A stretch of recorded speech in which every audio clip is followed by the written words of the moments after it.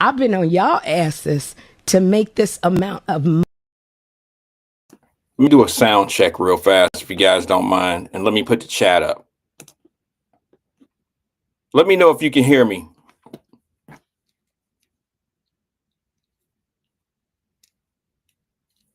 Shaba,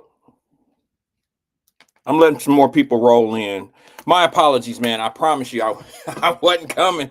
I wasn't coming today. What's good? Let's do a sound check. Are we here? Let me know if you can hear me. Anybody got anything else to do?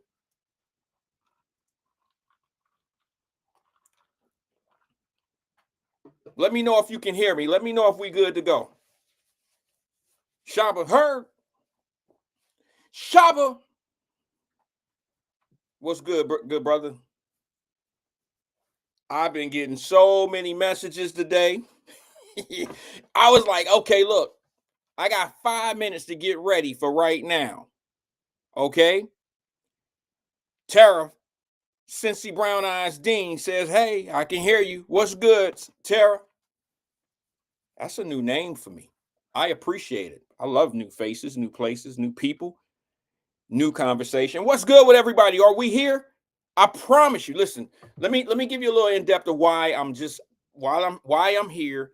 I had no intentions of coming on today, but I got so many text messages and so many, what do they call them, the DM messages, and they like, Wyatt, you got to listen to what's going on.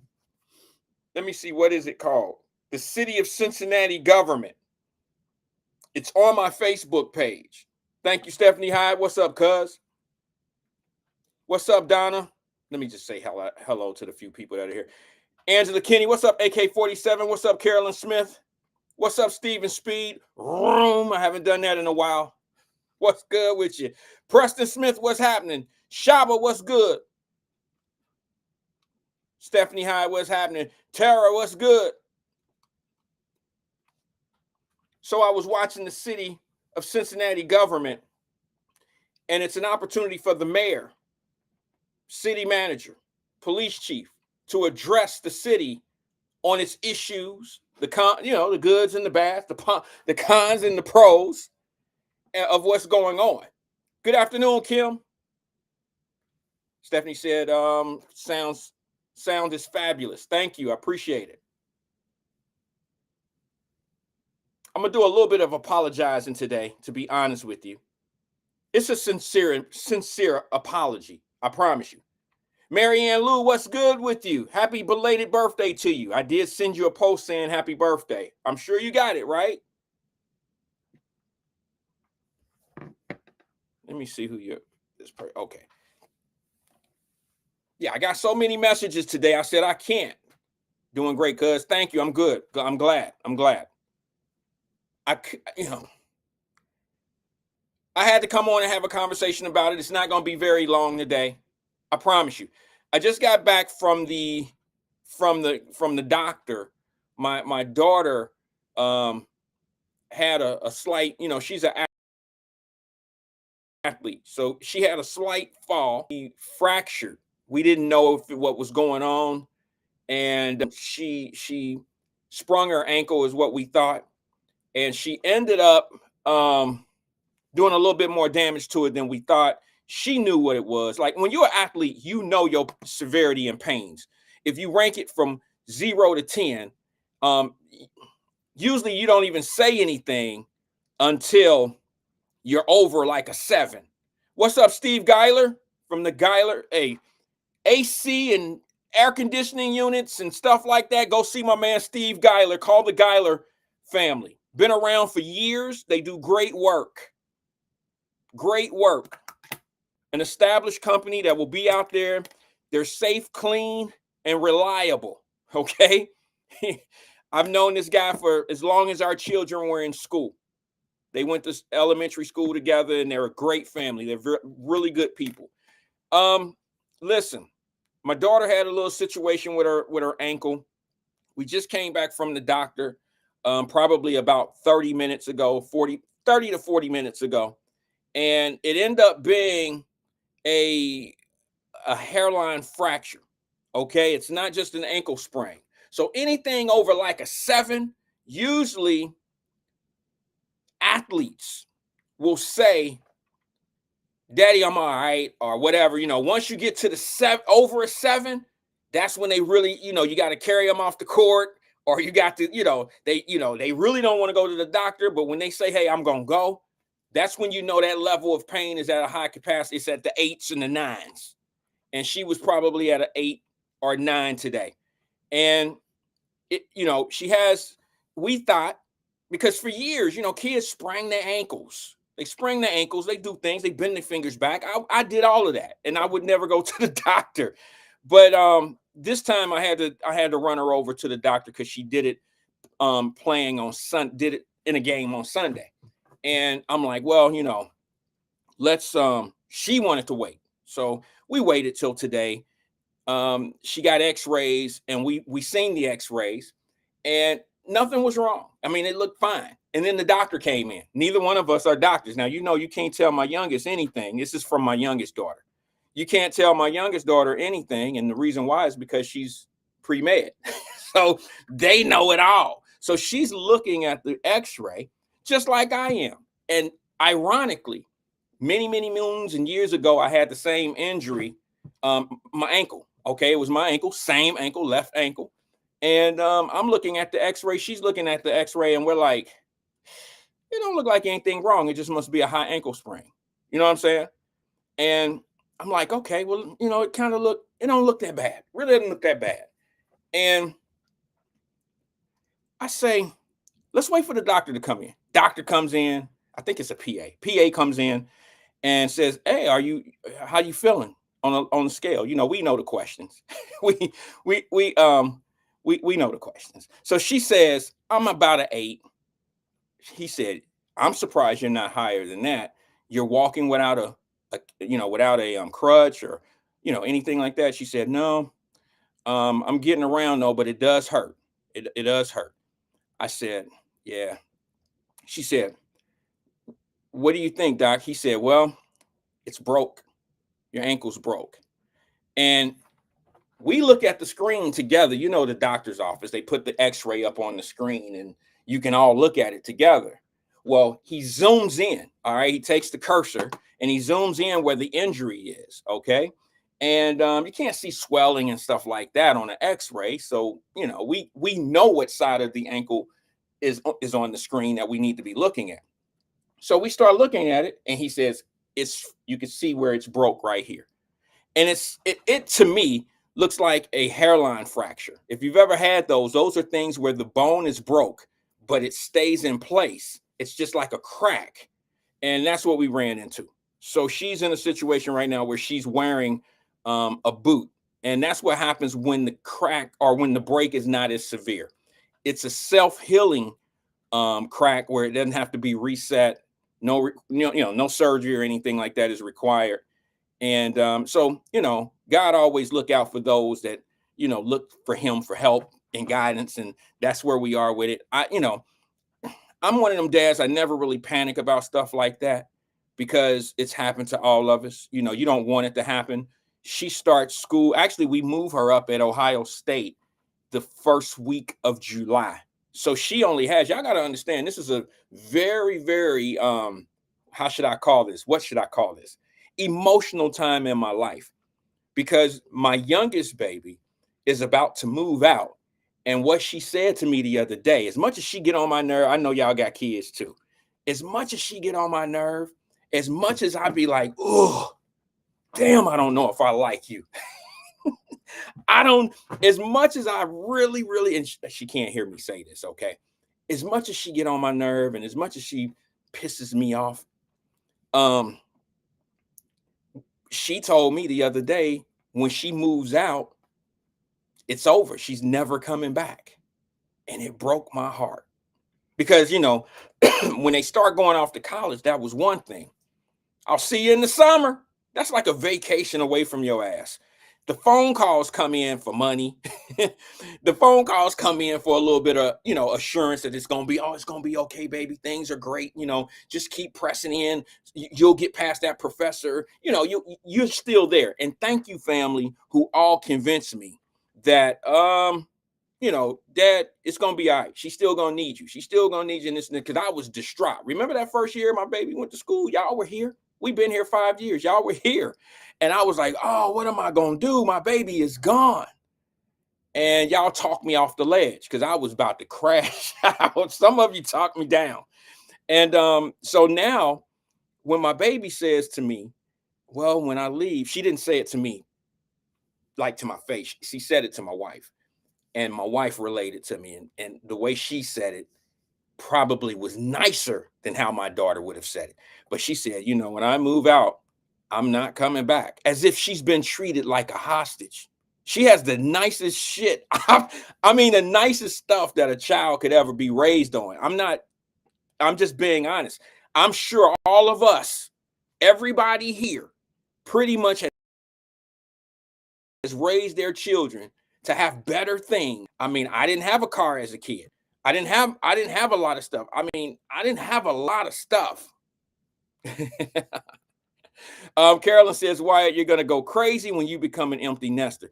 I don't know. I'm working on that, because what I've learned, Carolyn, is this. You might have a point, but what I've learned, let me cut this up a little bit. What I've learned, Carolyn, is the wants and the needs are a little bit different once they leave. You feel me? Like when they're here, when they're at the house, that's a different situation. They're not, I mean, they're more expensive when they move out. They don't have $100 problems when they live out. They have $1,000 problems when they're out on their own. You know what I'm saying? They don't have like $50, $20, Daddy, I need 20, I need 50. They don't have them type of problems when they out there like that. They have $1,000 problems. Daddy, I got to get this parking pass. The parking pass at Ohio State was let's just say $1,600. It was $1,580, okay, for a parking pass for the semester. That's crazy to me. And sometimes those type of things, it's not in your scholarships, or it's not in, you pay for those things out of pocket. And it's just, little bitty things, when the car have issues, there's a lot of things you pay for your children, even when they're gone. But when she told it, I'm never coming back, and she has no reason to. You guys have to understand, this happens when you hit medical school. We probably have some parents here who have children who have been through medical school or are currently going through medical school. I probably won't see her. She probably will never move back in. All right. There's probably not a chance that 6 years from now, when she graduates from medical school, that the shit ain't going to work out and she got to move back home. It's a very unlikely chance that that's going to happen. And it's very unlikely that she's going to come home in the summer times, because in medical school, you do residencies after the second or third year.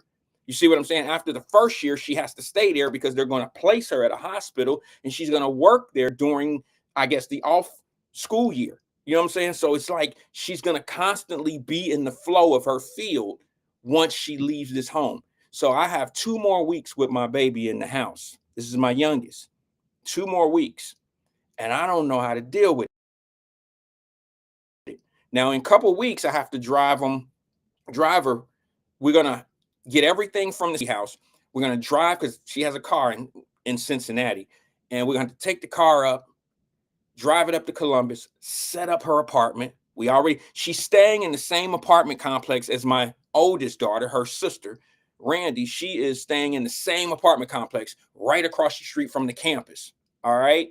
So some of y'all crazy, or I would drop the location, but I'm not going to do that. All right. But yeah, she's staying in the same apartment complex. So I feel good about that. I'm familiar with it. I know exactly how to get there from the Cincinnati area. If I have to drive or whatever I need, I can get there and a drop of a dime. Let's see. She's already starting to order things, furnitures and, cabinets and casings and things of that nature. She has 6 years of school ahead of her. I'm so proud of her, but I'm stressed as well. Y'all know, you've been there. I'm at that point that I was the first time they left. Okay. I'm at that point again, but this time I got something added on my shoulder, and that is, she's saying she ain't never coming back. I don't think she mean it with malice. She's not saying it as if she's been a hostage here at the home. I think she's meaning it like her independence. She really wants to be independent. And I think that medical school is going to keep her from moving back home because she constantly she has commitments in that field. During the first year of school, they're in school 8 hours a day. All right. Anybody, y'all know that, right? It's a job. They go to school from like 8 o'clock in the morning to 5 in the evening. They get a 1 hour, it's like a 45-minute lunch break. They only have 3 in an 8-hour period. You see what I'm saying? And then she has to go home. She has to study. This thing is a constant study. I mean, it's just amazing. I would have never been able to do what she's trying to do. Most of us, I would have loved to have been a doctor. There was no way in hell I was not good enough in biology. Number one, it was probably, I'll have to say next to history, biology and history being so different were the same challenge for me.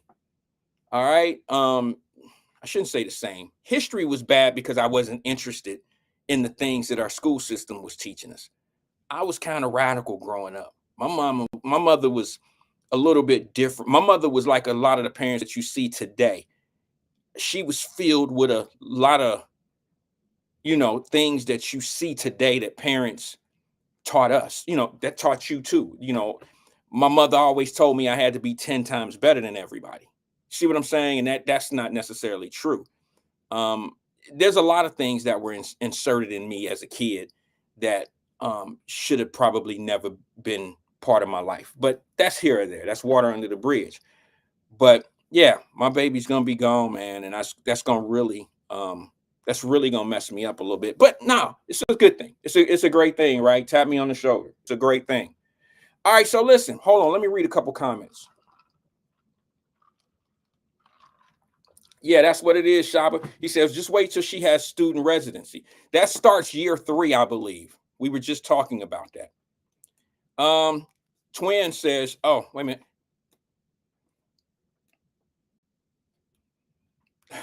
Okay, I'll keep that one to myself. Twin says, Randall Wyatt, we have an issue in aisle 15, Finneytown Kroger's, not Kroger, but it's Kroger in this case, Twin. Finneytown Kroger. If you need an assistant, tell them Twin sent you. The hell? We have a tissue. Oh, we have tissue in aisle. I thought you said an issue in aisle 15. He says we got tissue, and I got my towel. I'm not. You tripping, bro? What's up, Tiffany Daniels? Stephanie Hyde. Let's read this one. It's a paragraph, but let's get it. She says that was a very independent comment. The little birds have to fly away. I'm sorry. You very given her confidence. Oh, okay. I'm assuming you have given her confidence and to stand on her own. Kudos. Of course, you will miss her, and she will miss you too. Great job, Trinity. Take journey into your best life. Papa Bear, you and Mama Bear did a great job. Well, thank you, Steph. Thank you, cuz we have very good traits. I mean, it runs in the family, right? You have some very your kids ain't all that bad either. We grew up together. Tara from Tara, Cincy Brown Eyes Dean. I'm gonna read this one. It's very long. It's very long, and I don't know what I'm gonna get myself into, but it starts off well. It starts off talking about the boys' club. I don't have any skeletons at the Boys and Girls Club, so I feel confident that this comment from Tara will be okay. I better pull up Tara before I should probably see who this is before I read it. I'm gonna take a shot. It says, wow, Randall, if I'm not mistaken, I remember you from the Blonde Boys and Girls Club days. What's up? Glad to jump on and take a listen. Hope she has a speedy recovery and take it easy, baby girl. Go Buckeyes. We don't like to see them go. I remember running up to my daughter's college apartment every weekend. She like, wait a minute, hold on. It moved. She like, Mom, stay home. I'm okay. Hang in there, Dad. Don't break down. It's hard. We try our best to stay in the loop. She's gonna be busy. I'm sorry, it moved again. You all prepared for this. You are prepared. You are prepared for this. You go, young lady. Yes, let's put it on the daughter. Let's put it on the. She going to be the. She going to the best school. Is that where you went, Tara? Is that where you went to school? I hope so. I know my man Phillips, his daughter just went there. His daughter just signed up. I think she's in orientation now.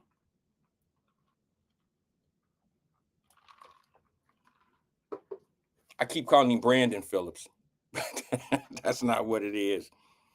But yes, it does. We raised to pay attention and the best we can be. Yeah, okay, I got you. I gotta see who Tara is. I bet I remember. Let me see who Tara is. Let me see. I don't remember you, Tara, but I mean, you know, we all had nicknames down the way. What was your nickname? If you say sissy or some shit like that, I'd probably have a better opportunity, a better chance of putting your face, putting a face to mind, and I probably will know who you are. If you giving me a government name, because I know you see how she put Randall in the screen. She put Randall on her comment. She said she don't know me as no damn Randall. She didn't know me as Randall at the Boys and Girls Club. I promise you, I was all type of shit at the Boys and Girls Club. We all had nicknames. What was my nickname? What was my name, Tara, at the Boys and Girls Club? Go ahead. It ain't gonna hurt my feelings. I've been called that my whole life. It ain't gonna hurt. I promise you. I'm over it. But anyway, Tara, put your nickname. She said my daughter went there. Okay, cool. You a Buckeye too then. Your blood is up there. We part of the family. You part of the family. We're all one big happy Buckeye family. All right. Not to mention you Ohio bred and born and bred. That's what's up. But put your nickname in there, Tara. I can't pull your face up yet. I can't pull you up in here. Let me see. Don't be one of those folks, Tara, that has a cartoon character as your profile. I'll never be able to tell it's you. Angela Kinney said Ran. Nah, they ain't. Only people call me Ran was my immediate family. Like my Aunt Rose gave me that name, Ran. I promise we're gonna talk about something. I'm just letting some people get in because it's right around that time they think I'm just now getting started. Most people get here about 1:30. Some people love the intro music, some people don't. Some don't want to be DJ'd to, they just want to be talked to. Some want to come in and listen to what we have to talk about. They want to bitch and complain about it and then move on with their day and say, I ain't never watching it again until tomorrow at 1 o'clock. You know what I'm saying? That's how they do, but it's cool. Shaba said high yellow from down the way, huh? But it's close. All right, Tara said, I didn't have one. I was low key. Nobody was low key, Tara. We knew everybody. I just knew your face and you was a great dancer. See, now, Tara, let me just explain something to you, sweetie. I know this is your first time here. No need to try to butter me up. I was not a good dancer.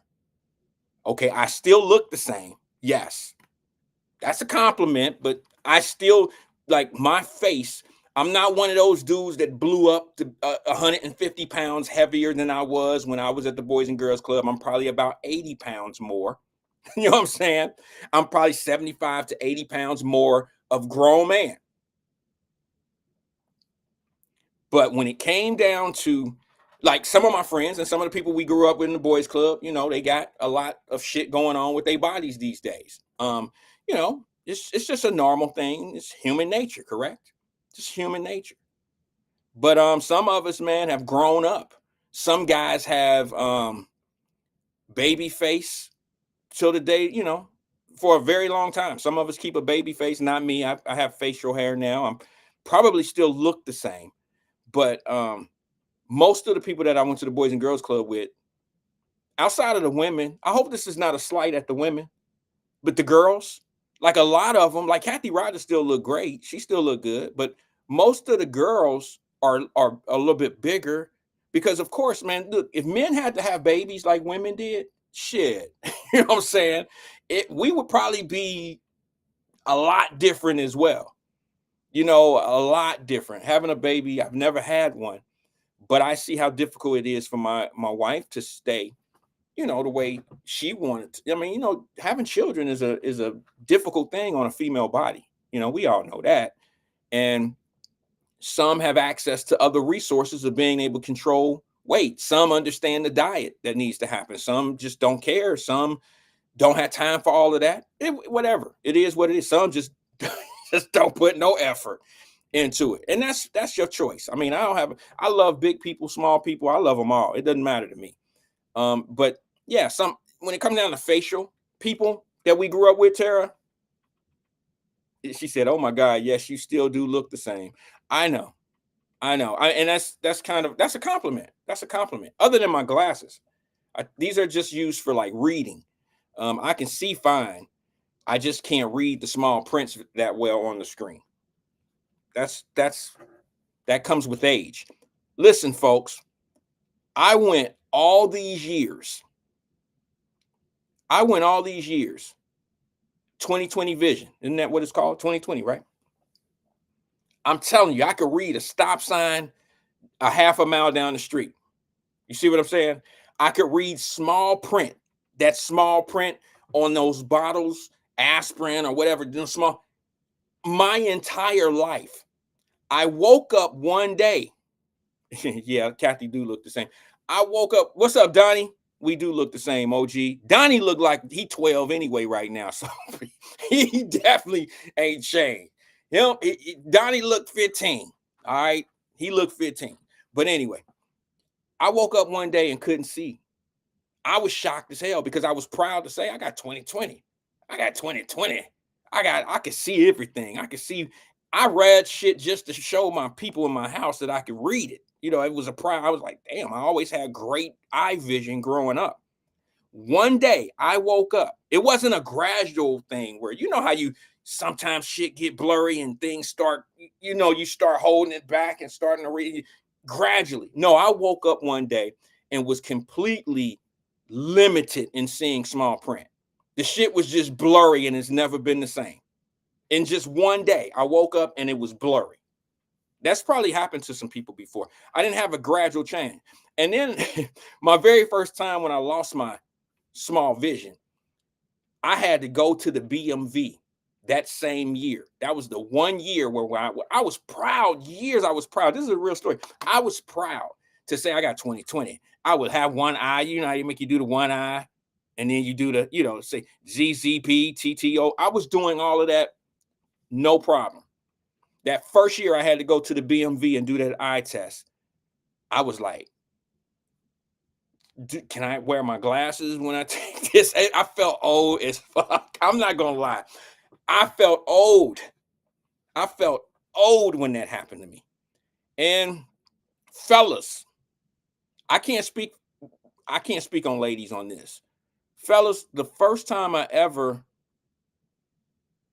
found a patch in my hair, in my head, not a full complete patch, but it's a patch where I have to reduce my hair length in order for my hair at the top to make sense. You know what I'm saying? Like I got a patch in the front, like right here. I don't have a current haircut, but it's like it's right here. And if I don't cut my hair, I am going to have a bald spot. Now it's not completely bald, but an afro is not part of the situation for me anymore. I can't even rock a TWA. I can't even rock a teeny weeny afro. If I try to rock an afro, it's gonna be y'all gonna be like, bro, just cut it off. Let it go. That's what we say to each other. Let it go. Get the Michael Jordan, get the ball here. But that all being said, we do get better in age. We get better in time. I remember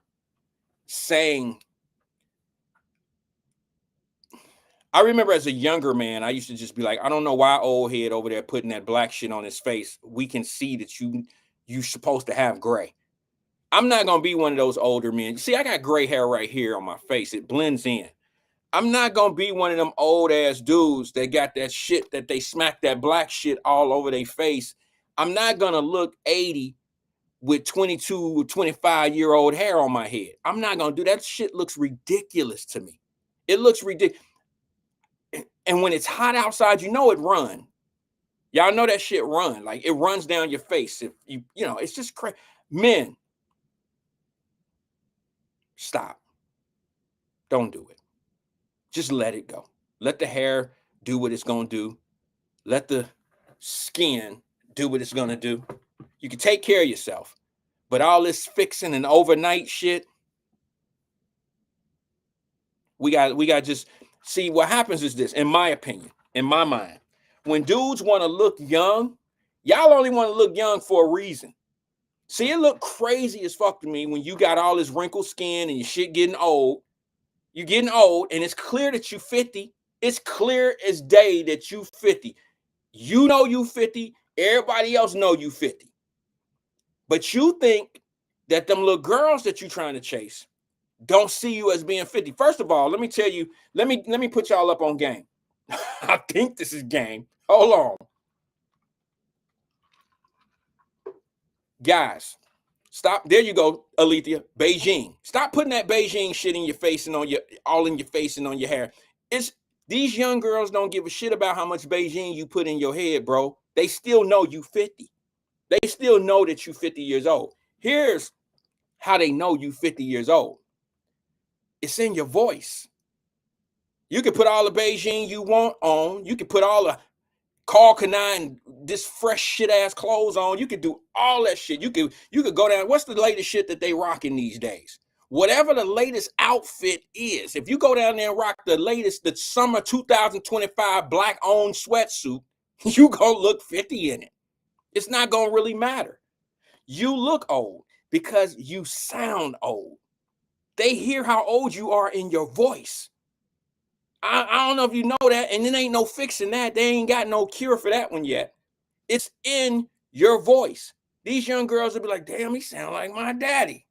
Damn, he sound like my Uncle Earl. It's in your voice.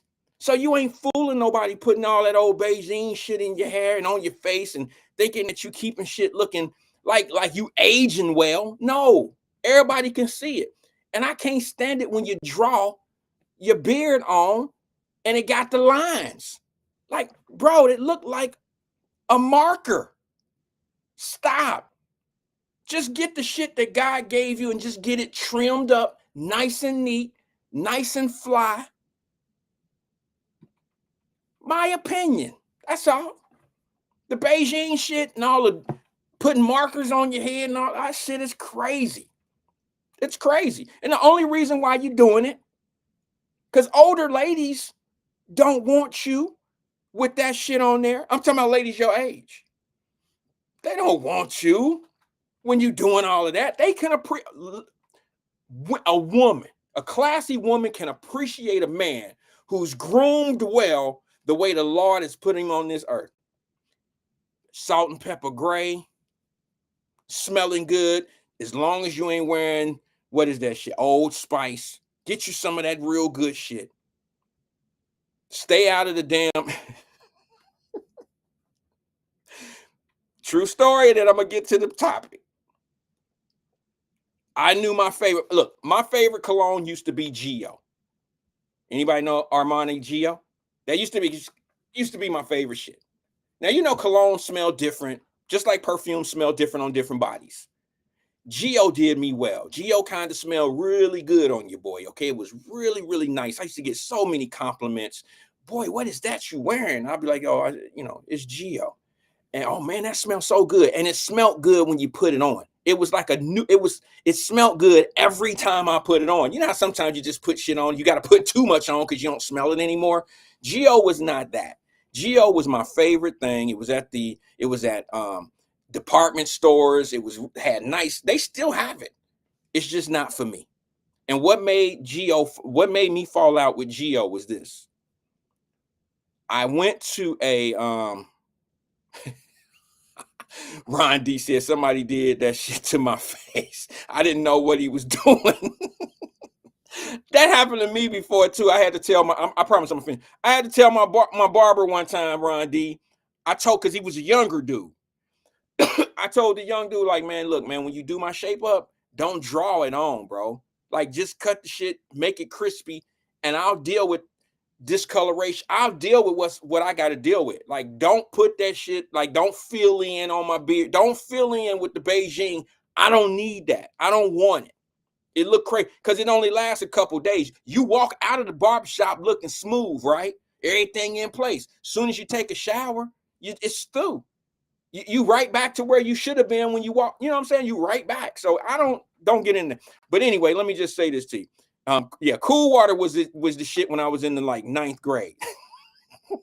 Ed said cool water, but that was my joint. But now let me finish telling you about my shit so I can get on to what we talking about. All right. You got me thinking cool water. My Geo, which they still sell today and people still rock it. I was done with Geo when I was riding. I think I was driving to I don't know. I was on the road. I was on a road trip. Instead of flying, I got on the road. And it was probably about, I think I was going to Atlanta. And y'all know the expressway gas stations. And, you know, like I like to stop at like Love's. You know what I'm saying? Love's. And then there's another one. I can't remember what it is, but it's just like Love's. Somebody will put it in the screen. It's where the truckers stop because it's like a grocery store restaurant. It's like a need for truckers. They have radios, iPads. They got a lot of stuff in there. And they even have, it's like one of the very cleanest bathrooms and stuff on the road, on the expressway, because they offer showers and stuff to the truckers. So they keep all their shit pretty clean. The men's bathroom is immaculate. It's so immaculate that they put on the wall, they put like this machine up there that you can select different colognes. And it's usually like 3 or 4, maybe 5 colognes, and you put 3/4 in there and you hit the button and you wait for it to squirt on you. Well, for me, shit was different when I seen Geo up on there. Now, it wasn't Pilot. Thank you, Ed. Not Buc-ee's. Buc-ee's is fairly new. Not Why don't do shit like this. It's Pilot and Love's. They're the same. One gonna be on that side of the expressway, one gonna be on the other side. But when I seen my favorite cologne on the wall at the gas station, it was time to change up. The player in me, the player in me said, bro, this shit is in the bathroom. It wasn't even in the locker room for the truckers. I've never been in there, so it might have been on there too. But I'm talking about when you go in there and just use the bathroom and you on there, you wash your hands and they got the machine sitting there that you can put 3/4 in and get you a squirt of cologne. And I seen my shit sitting in there. I was like, oh, nah, shit, nah. That's like just being a brute guy, like just Old Spice and brute. Like at a certain point, like cool water. Shit, everybody at Withrow was wearing cool water. At a certain point, you just got to let everybody else have it. And it's time for you to move on and do some better things. But that's where I was at. And when I seen Geo, I was distraught. I was disappointed to see my favorite cologne on the wall in the gas station. All right. That's that. Let's move on. I got a lot of messages today. And you can probably tell if you go to my Facebook page. Kim says Pilot has showers. Yeah, Pilot and Love's. They're the same thing. They probably are owned by the same company. They're identical. They just call something different. I think they even have the same color schemes, the logo colors and stuff. But that being said, yeah, today I got a lot of messages. And I want to talk about it. I want to talk about it a little bit. I didn't write anything down. I basically said, well, the little bit of time that I'm going to spend on today, let's have the conversation that probably some of y'all are tired of listening to. And if you are, you might want to chime out and, put the finger up like the church lady and exit stage left. But I don't want to make this brutal, and I don't want to make it a I told you so moment. I know some of y'all can't stand it when I say that. But I think after 5 years of being criticized and being challenged and being told that I was nuts or that, how's that ever going to work? Or, you don't like black people, or you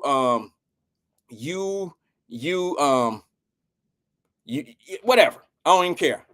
That's how the shit rolled off. I was watching the public safety. Where's AK-47? Because she's on that type of shit. Like, she always watched that type of stuff. Where's Angela Kinney? I need somebody to confirm this for me, because I didn't actually hear it, but I seen someone who is a reliable source who keeps up with that type of stuff out other than AK-47. Someone posted on their page, and it's somebody that a very credible source who does a lot in the communities, who said they actually shared the press conference or the meeting, and in their title of their sharing the video, they say parents are now going to be held accountable for the actions of their kids out here in the streets, and for when their kids are out here not chaperoned. Can somebody confirm that for me? Can someone confirm? And I'm going to say it all over again, but I'm going to have my thoughts all the way there.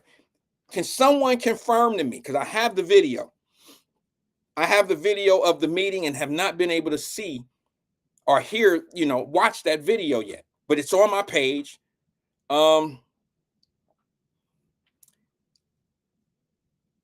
long have I been begging for the mayor, city manager, police chief to publicly say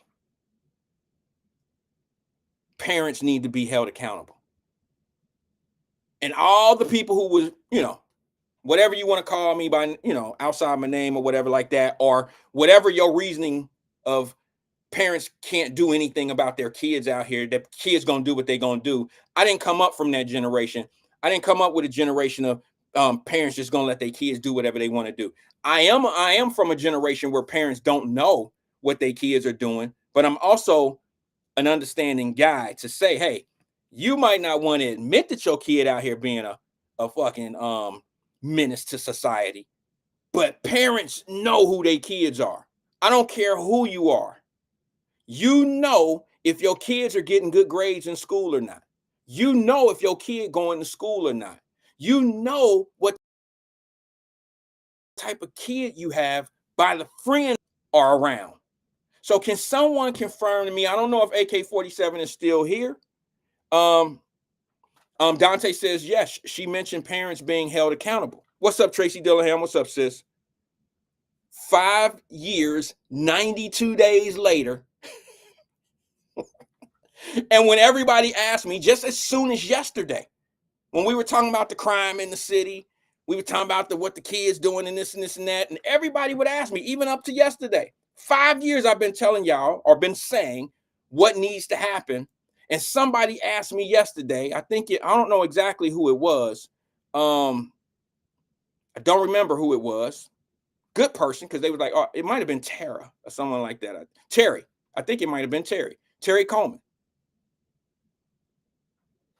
She says, well, it was Terry yesterday, I believe. She says, well, it was another shooting in the Fay Apartments today, in the Fay about 12:30 today. Of course. You think that what I've been saying here has been some bullshit? Do y'all really think that what I've been standing on all these years and telling you that your leadership is weak, and the reason why they doing what they want to do, and people don't want to look, the reason cops don't want to be cops in your city. They don't want to do the work. They don't want to do it. You got too many agents. You got too many chaos agents that try to make it seem like that the cops are out for these kids and they hear this shit. They parents hear it. It's regurgitated to the kids. It's taught to the kids. And this is the outcome. Here's the repercussions. Now what's going to happen? When I brought up holding the parents accountable, what were people saying? Well, so what you want them to get arrested and they be at work and then they just get arrested because of some shit they kids out here doing? Do you even hear yourself when you say stuff like that? Yes. Arrest their ass at work. Arrest their ass on the couch. Because having a kid is being a parent, right? Parent means keeping your kid on the straight and narrow. Look, why should we pay for your kids for you as a parent, why should the public pay for your errors or your inability to raise a child? Why should we have to pay for that? Why should we pay the cost? Here's the other thing that they said, and I'll get back to that. I just don't believe when I hear the police chief, which I like that police. I like Fiji. What's her name? Fiji. I've interviewed her in a Charlotte. Y'all seen the clip. I don't have a problem with her. I know what she's dealing with right now. I know how many agents y'all have in the city that, make her job very difficult. I get it. I understand. I've seen it in New Orleans. It's the same way. The only difference is she's white. And y'all ain't gonna have no problem. See, right now in 2025, in this decade, it's been real comfortable to say whatever you want to say about white people. And that's cool. I ain't got no problem with that either. But what I'm saying to you, if she was a black police chief, y'all wouldn't be saying what you're saying right now.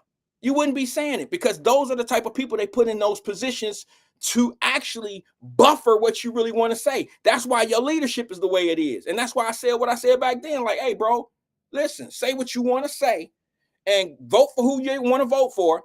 But these people, superintendent of the school, not the new one, the one, Miss Wright. What did I say? Oh, they brought her in. She ain't had no success anywhere else.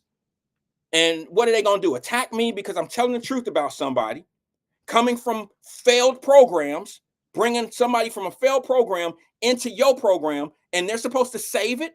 They couldn't save the program they were in. That's not a slight at her.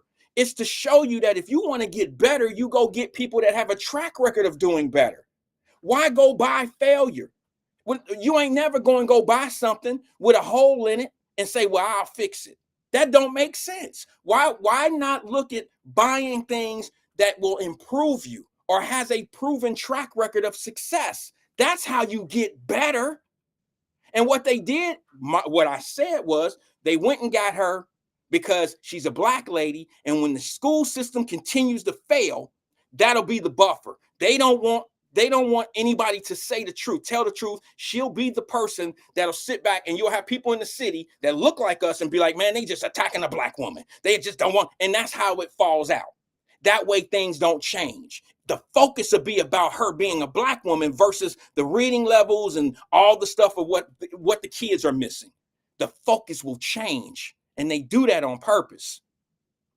Y'all get up in these emotional attachments to things. Even when you losing, you look like a winner. Yes, Twin said, Wyatt, did you check Mrs. Wright's track record?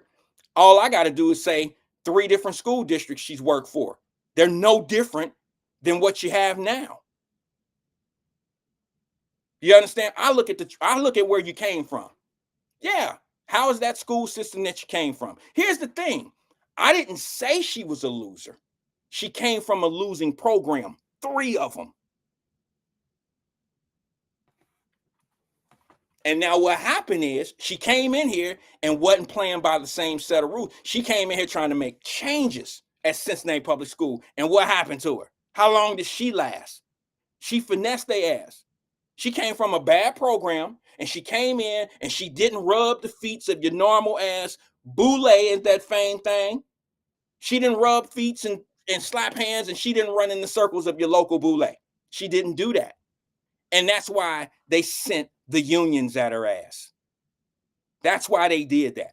That's why the unions was able to come in and talk about how she was spending money and this and that. Like she's responsible for the $50 million deficit that the school system has. Bullshit. The lady was, when she's sending money when she's sending contracts to different contractors, how do you know she wasn't cutting spending? Did we not have that conversation here on the system on Wyatt Live? I said, well, wait a minute. Why is the union worried about where she's sending contracts to for pencils or for blackboards or whatever she's buying? Yes, she's sending it somewhere out of state. Maybe she's getting a better price. But you want to make it about, well, she's sending contracts to her. Look, just get the grades up. Get the reading levels up. Get the kids on a better path. Work on getting some of the programs back into the schools so these kids will have somewhere to go. If they don't want to go to major universities, they can be ready for a 2-year college. They can be ready and start some trade school stuff in your school. Go back to ROTC days. Go back to trade schools in public schools. Go back to getting these guys ready to do something productive when they leave the high schools. It's plenty of money here. I can tell you this right now. You got all these people coming from other countries here who are cutting grass and doing a whole lot of shit that they ain't never went to school for. Working on your roofs. They ain't went to no fucking trade school. They just been doing this shit since they was 4 years old. They just know what they're doing. That's the competition of the kids that are graduating from high school with no work experience, no education, and they're just going to go work somewhere and they're going to compete against people that are going to work cheaper than them. Those people didn't even go to school for carpentry. They just know how to do the shit. Show me a degree. Show me a carpentry certificate. Show me one of the. Show me where you went to lawn care school. They don't have it. And our kids are graduating, competing against that's coming in. And for all y'all that want to act like I'm all against the Mexicans and shit like that, for your information, there's way more than just Mexicans coming into this country that are going to be competing for the things the same level. But here's the problem. They come in with the experience and they come in with a cheaper price.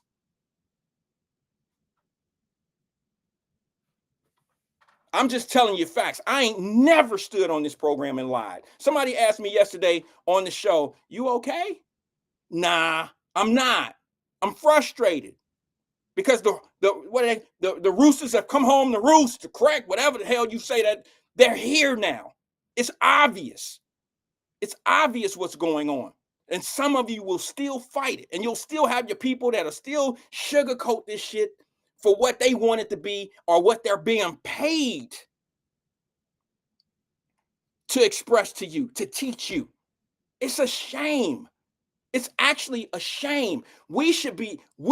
African American. I'm not an African American. I'll be honest with you. I'm a black man. I'm a black man in America because I honestly don't know, just like most of us on here, you don't know if you from Africa or you don't know if you from the islands. You don't know unless you do know. I don't disrespect anybody if they know their heritage, but I don't know mine.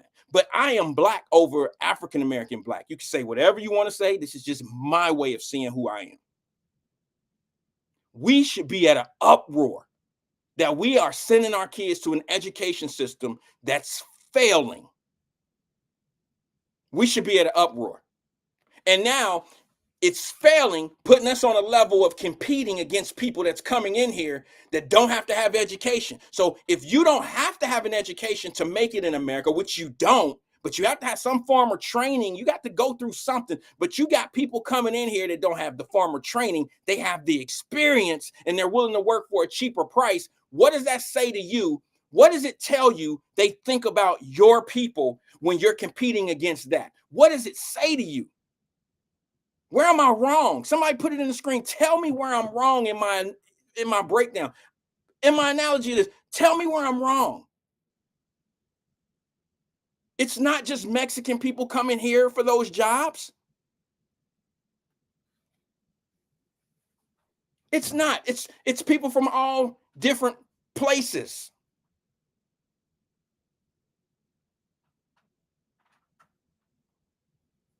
And we sit back like it's regular. Like it don't matter. Or they get you refocused on something else. And it's a shame. It's horrible. It's terrible. I'm listening to the lady on the thing today, the press conference. And she says the shootings that's going on and the car break-ins that's going on are primarily young people.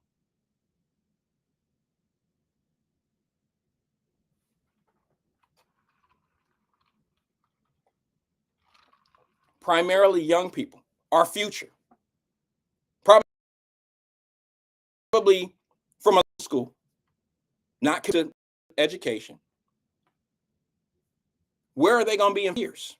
If they're committing crimes now out here in these streets, and there's very little to no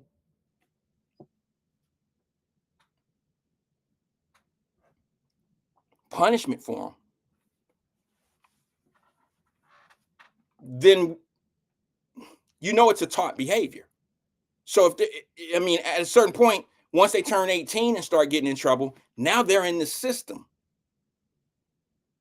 It becomes a way of life.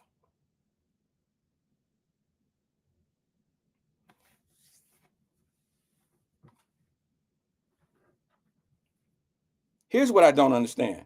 If you want to leave, just leave. You don't have to announce it. You don't have to announce to people, oh, I got to go. Just go.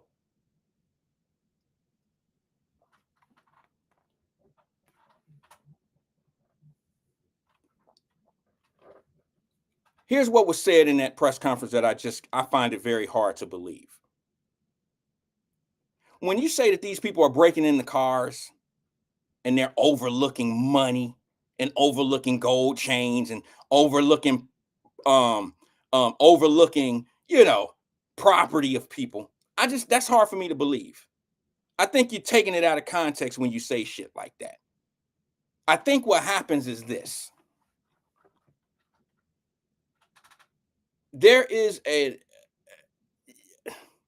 you have to assess what you're doing. They trying to make it sound like that these people are only breaking in cars just for guns and guns only. Okay, some cars may fit the profile, like, okay, look like he might have a gun in there. But if you telling me that they went through the rumble or going through things under the seats and they happen to see in the ashtray $100 bill or a gold chain or a cell phone, no, I don't say a cell phone. Or if they see, I'll say a cell phone. If they see cash, they're not going to take it. That's bullshit. Yes, they will take it. They'll take the cash. You tell me if they see a $20 bill, they looking for a gun, they're going to leave the 20 sitting right there. See, when somebody have to say something like that and it's that ridiculous, I find it hard to believe the rest of whatever you're saying. No matter how it might sound, it might come out sounding smart. But I'm going to tell you this. They do an evaluation. They do an a risk assessment. When you break in a car, you got to do a risk assessment. You're not going to sit there, look for guns or look for something of value and take an ashtray full of quarters or an ashtray full of dimes and nickels. They're not taking shit like that. And that's what you're saying that they're looking past. But if you see a $20 bill, $50 bill, $100 bill, or $200, they taking that shit. And if a gun is not in the car, oh, well, I'm going to go to the next. But when you say they're not taking valuables, let me tell you what they might not take that used to be considered a value. They might not take a wallet that's sitting in the armrest, because wallets get you in trouble. Okay, so let's stop making it sound like the reason why they're only hitting cars is to find guns. Yeah, that's the qualm. That's the big prize. I get that. But they taking whatever has value. And they may not take a wallet, because a wallet gets a criminal in trouble. You end up with credit card fraud. You end up, it's too much shit that tracks back to them. That's why they probably don't take cell phones. They're not going to take shit that they can easily be traced. It can be tracked or traced to them. They're not going to do that. But don't sit here and tell me that the reason why 10 cars got hit in Westwood last night is because the thieves were only looking for guns. That sounds crazy. See, that's that play on words. That's to make everybody believe we have a gun problem, not a person problem. And I know I read a post the other day. It sounds good. It sounds smart. And it comes from a certain group of thinkers who said, don't be stupid. Where there's a lot of guns, there's more crime and killing and robbery. That's not true. Here's what I'd like to say to you.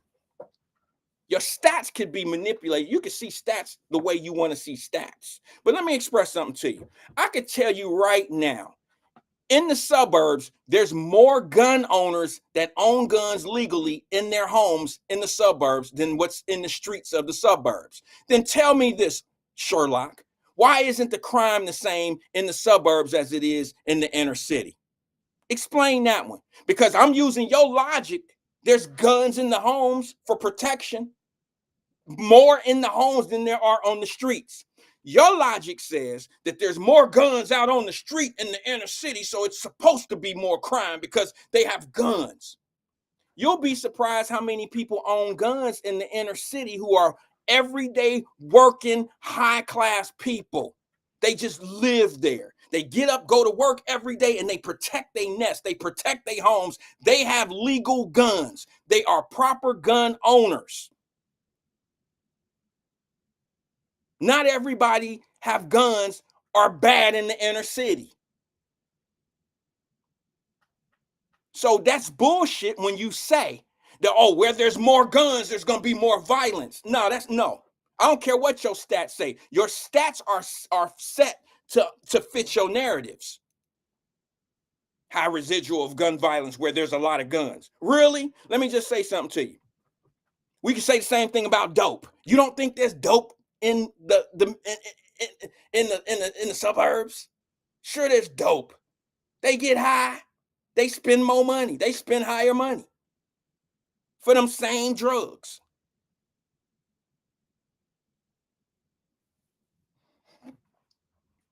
The reason why they say that these people are searching for guns and guns only, because I'm going to be honest with you. If you're a citizen that has 0 felonies and you can go buy a gun and you can have a gun within 12 hours, FBI search the whole nine. It don't take you long to buy a gun if you're qualified. It don't take long at all.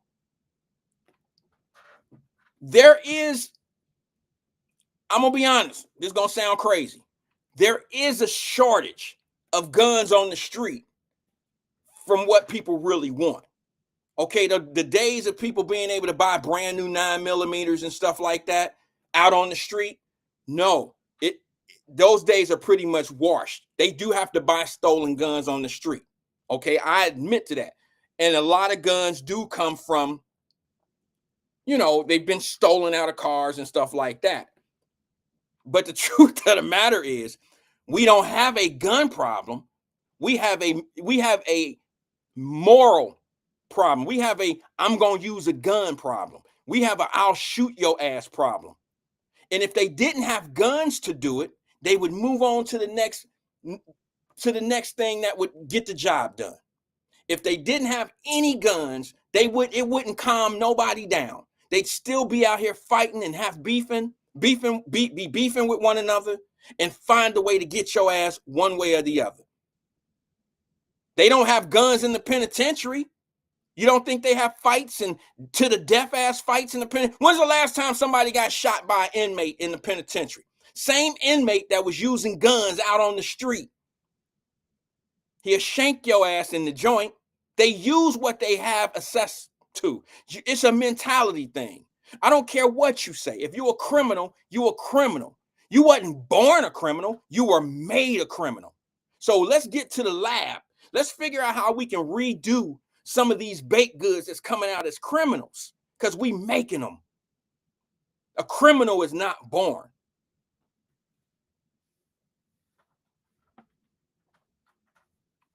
I'm gonna put it on anybody else's kids here. I got two excellent children. I'll speak for mine. And I'm gonna tell you this right now.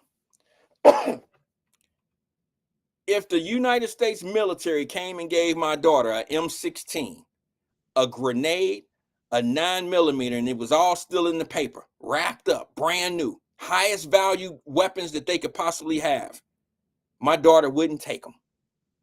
If some dope dealer came and gave my daughter a kilo of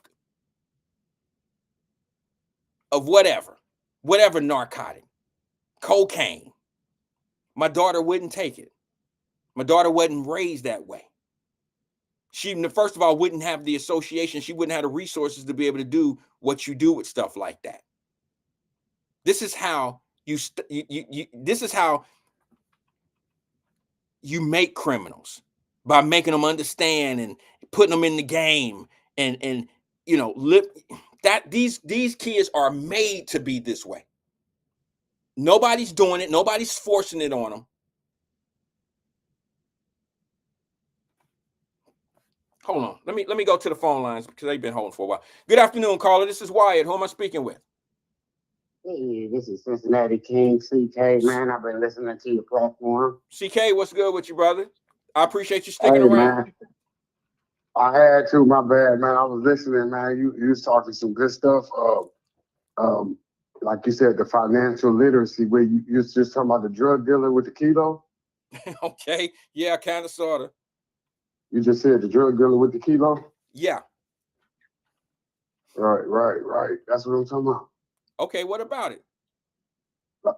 Like, I just spent 60. Okay, I haven't bought it, but I got 60.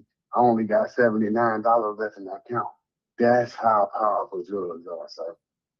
So Okay. you'll sacrifice 60 and only have 79 when you can just put the 60 with the 79 and have over $100.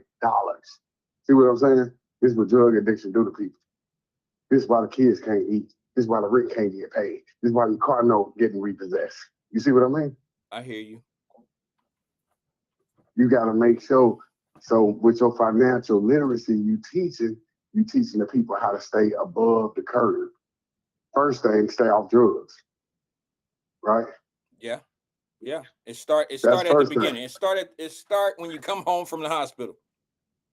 Yeah, you're not getting no daughter through medical school with her being on drugs. That's an effect of not being on drugs. You see what I mean?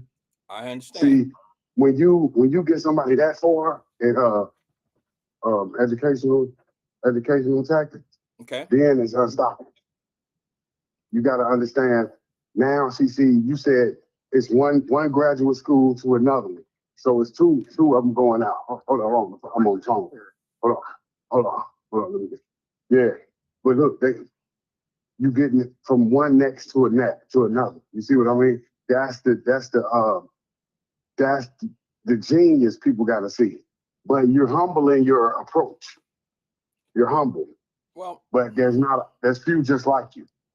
there's a lot like me. We need to Mhm. glorify. I appreciate you, CK, because at least you say, you say some things that be off the wall sometime, man. But I do appreciate you, not just because you're complimenting me, but I think what needs to happen, I want you to maybe find 4 more guys like me and put me in that group with them. Let's start showing the good fathers, the good mothers. Let's do more of that. See what I'm saying? Because if we praise the parents that are out here doing the right thing, then maybe some of the bad ones will be shamed like they try to shame the good people. See, they'll make good people feel shitty for being who they are or what they've been able to, the choices that they make.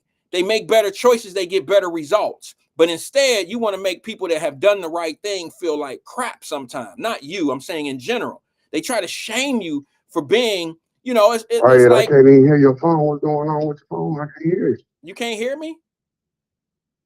No, it's going in and out. Must be your phone then, bro. Oh, you said that's my bad, man. I'm Well, sorry, hey, go bro. on I with it, man, haven't because you're touched going any. in and out, man. I I'll just haven't listen. touched anything, man. That's probably my service, sir. Okay. Look, I am not upset with Jay. I think some of the things that he says is off the wall sometime, but I appreciate. Look, you have to. I just think we need a reset. I think we need a reset, and we got to be able to tell the truth about a lot of things because once you free type of thing, I just believe that if we start making the good people more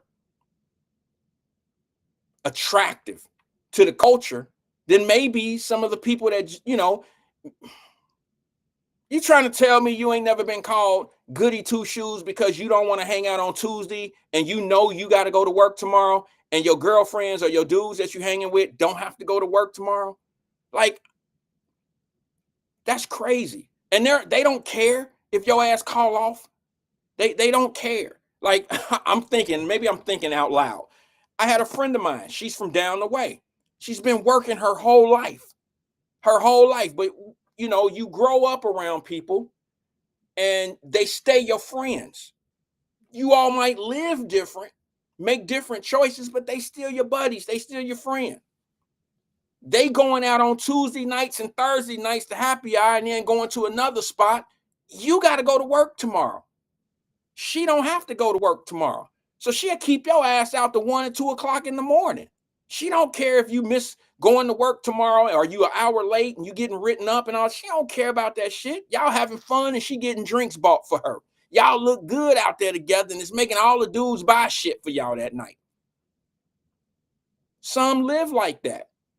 No, we need to start looking at the young lady who wake up every morning, catch the bus to work, get her car, whatever it may be, the hardworking individual. Stop shaming people for wanting to do the right thing, for wanting to call the police, for wanting to keep their communities clean, for wanting to make sure that their kids was doing good in school. This shit starts back in school when you the smart dude. He think he white.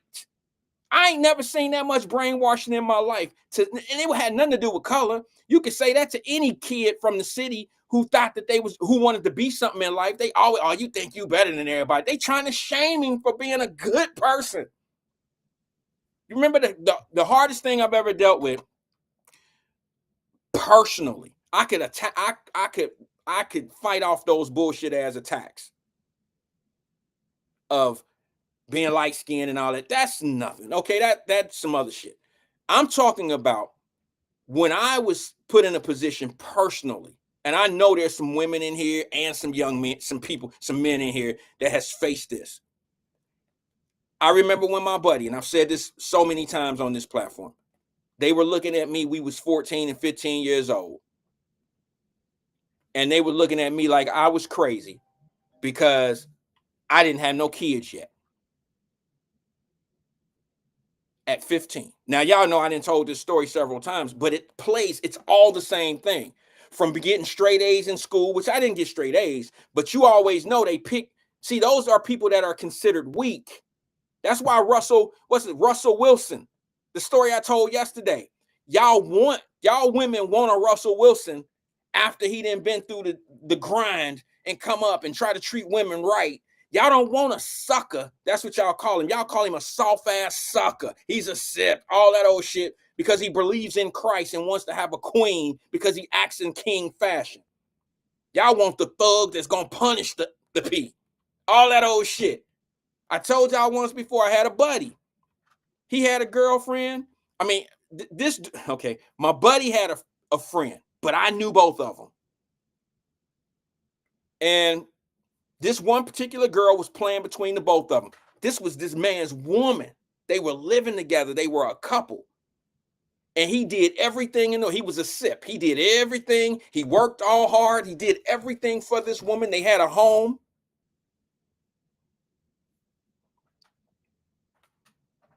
They did all the things that you would think a family was doing.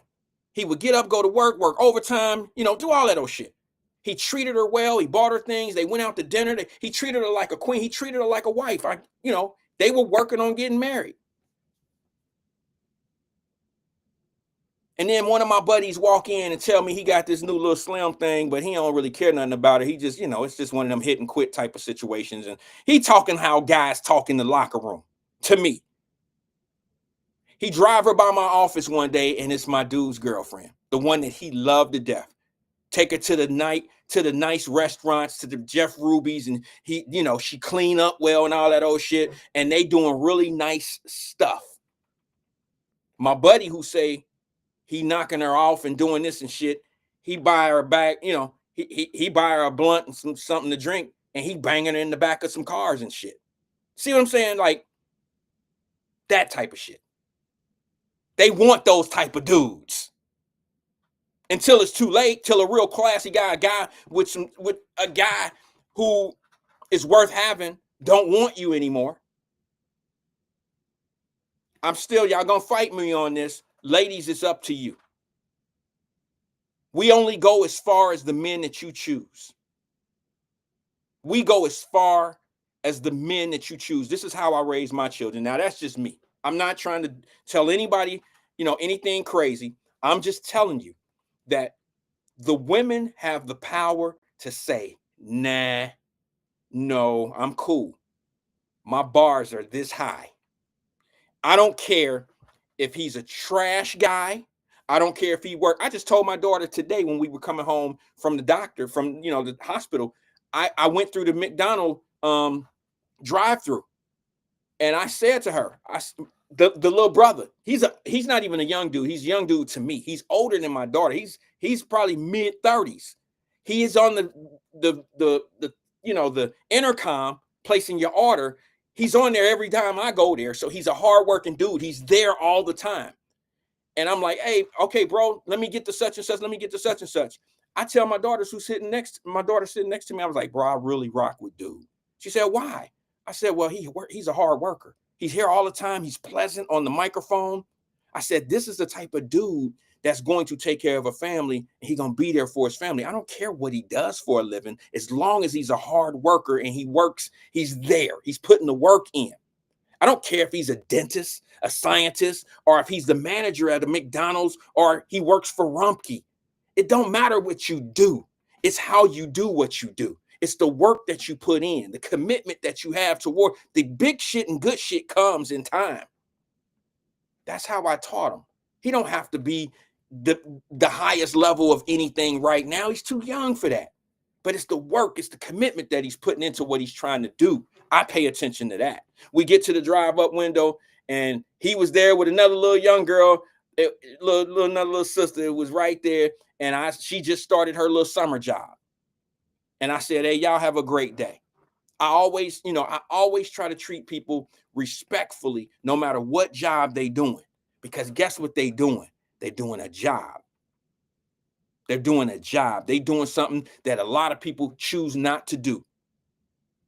And when you can do a job like that with a smile on your face and making me feel like I'm a customer, making me feel special, because customer service is that's a dead thing right now. And after seeing that little brother, I always go, hey, bro, let me get that number 7. It's a regular thing. He'd be like, yes, sir. He's got to be 30. I don't care what he does. He's doing something. He's doing something. He's working.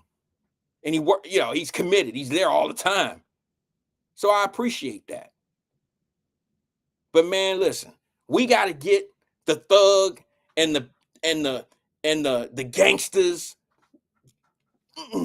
Them got to be the people that we look at and shame the choices that they made. You got people right now that don't even have the courage to say something to a convicted felon that has something to say about another convicted felon. That's the gall of some people. Now, y'all can figure that shit out if you want to. They'll sit back and call another motherfucker a felon, and you just got out the penitentiary from doing some shit. Please, come on now. You ain't no better than the person you talking about. No better. It's almost like a pedophile getting out here talking about how bad it is to abuse kids. You're going to talk about, but you just got out the penitentiary for being a pedophile. But yeah, when you get out, now all pedophiles, they ain't shit, they bad, blah. Didn't you just get out the joint? How you going to sit back and talk about somebody and you in that same classification? You're exactly what that person is that you're talking about.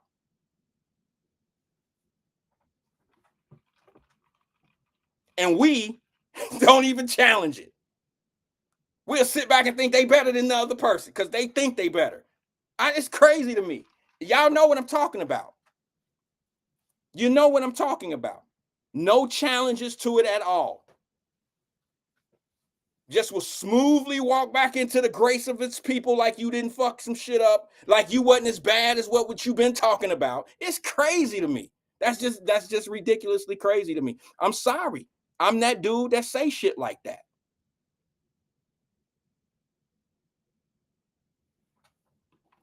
Let me go to the phone lines real fast. Good afternoon, caller. This is Wyatt. Who am I speaking with? Hey, Wyatt. Hey, what's up? Twin? Wyatt. Hey, what's up, man? It sound like you. Hello? Yes, I'm here. Can you hear me? Hey, Wyatt. Yes, I'm here. Can you hear me? Hey, man, reboot your phone, man, or something. How is it my phone? Can you hear me? Man, your thing's staticky, man. Bro, we don't hear any static on this side. It's fading in and out. Echo. Okay, let's try it. Man, I unplug everything. I'ma call back, man. Okay, I'm gonna unplug everything, hang up, and call right back. Let's see what happens.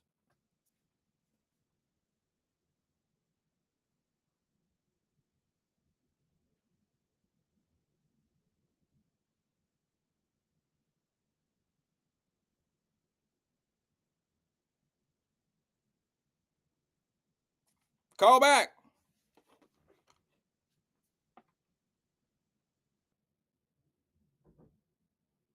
I'm waiting for him to call back, y'all. Vernon said, let me read that. I don't want to let it escape. Oh, wait a minute. Let me go to Jacqueline real fast. Okay, hold on. Since I unplugged everything, let me see if this is gonna do better.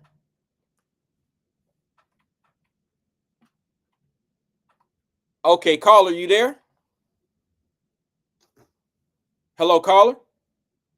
Yeah. Twin, can you hear me better now?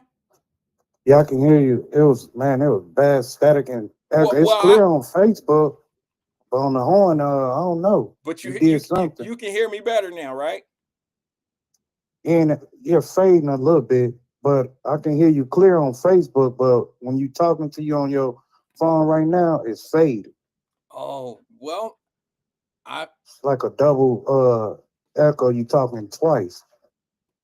Okay. Well, I think that might be.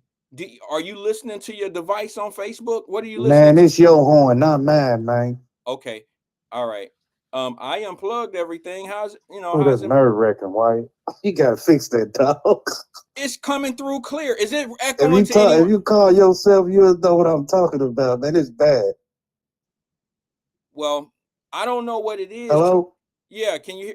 Maybe you should cut down your device. Are you listening to me on your device and on the phone? No, I'm talking to you on the phone. I ain't talking to you on Facebook. But when I got off the phone, I went back to see what's in my phone, and no, it's you. It's your horn, man. Okay. Well, I'm sorry about that, man. Let me try this. Let me do this. Let me try something different, okay? Let me do this. I know it ain't my phone, y'all. I really do. Okay, Twin, you still there? Yeah. You sound better? Yeah, a little bit. Okay. All right. Yeah. Let me better too. All right.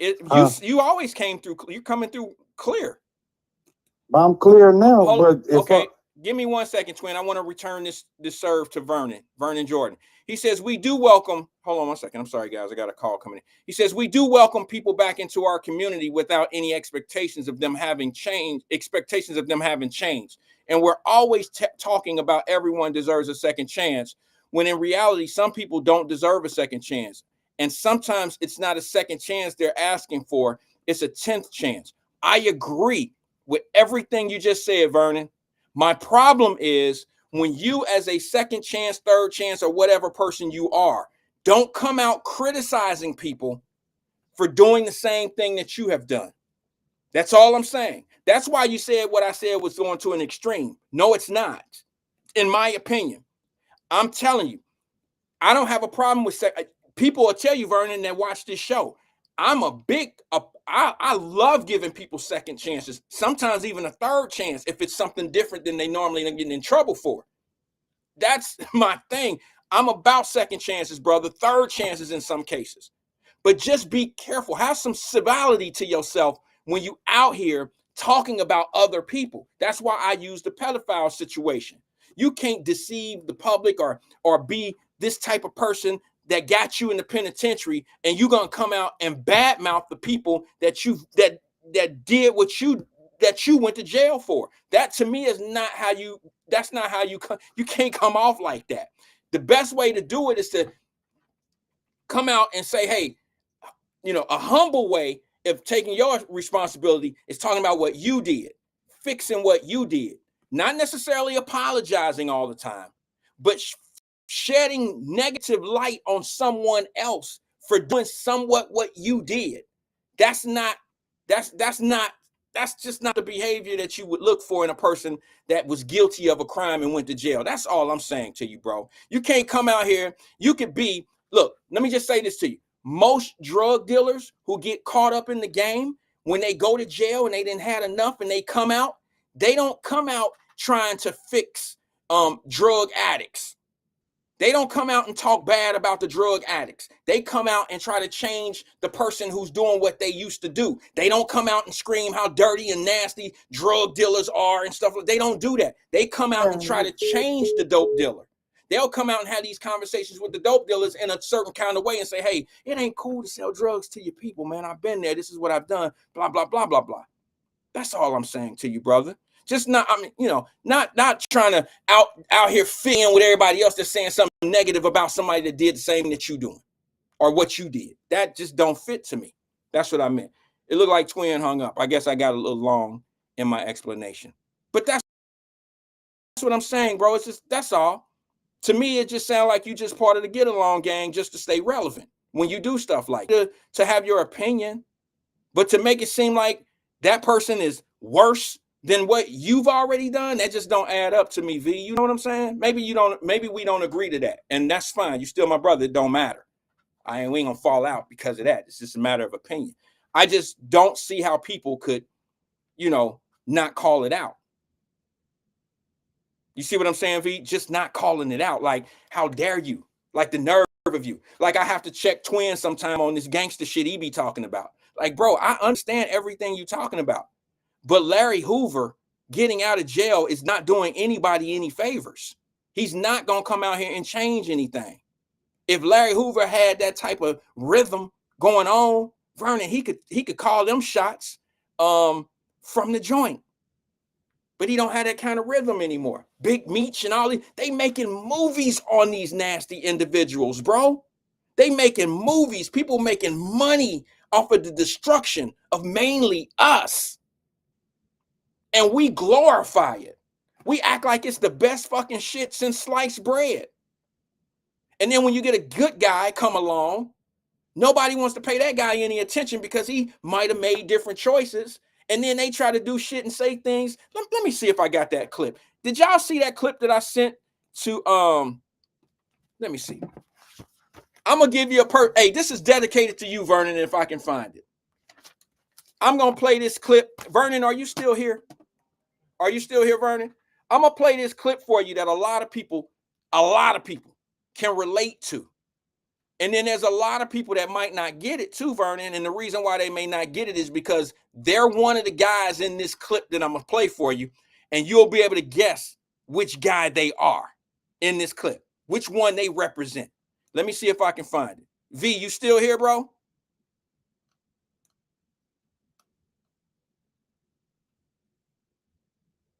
Let me see. I called it spoiled. There it is. All right, look. This particular, let me see. The only reason you got money is because this particular clip right here is what a lot of people go through who deal with people that might not be in the same situation. And what I mean by that, there's good and there's bad in that. I'm not looking down on people that might not have certain resources or might not have everything. You know, all the resources that everybody else. I grew up on the 4th floor of law homes. The only more resource that I had in my life was a little bit of love from the family. You know what I'm saying? I didn't have any connections at City Hall. I didn't have any connections at the police department. I didn't have any connections at DUI. I didn't have any connections at anywhere. I was just like everybody else. The only connections that I had, most of us, Mama Birch and all of us, only thing we had was each other. We had to make better decisions and make choices that could change our lives. That's what we had. And you always going to have somebody that's going against you when you making the best choices that you know that your mama wants you to make, your daddy wants you to make, somebody wants you to make that care about you. And for some odd reason, those high influencers, the popular person in the community, you know what I'm saying? The fly guy is who everybody listen to. That's when you start smoking weed. Them the guys that get your kids smoking weed and all of a sudden they start smoking dope. Because they want to have fun. Them the ones that have 3 baby mamas in 2 different courts. You understand? I'm talking about downtown in the courts, law home courts. Yeah, I'm sorry. Sometimes I think I'm talking to my ones. Them the ones, man. I ain't never seen two squares have a baby in downtown. I ain't seen it. Somebody's, Mama Burks, where you at? They hanging up on me, Mama Burks. Somebody show me two squares that had kids in law homes. Show me two squares. Two squares, a boy and a girl in English Woods or in the Faye that had a baby at 14 and 15 years old. Show me them.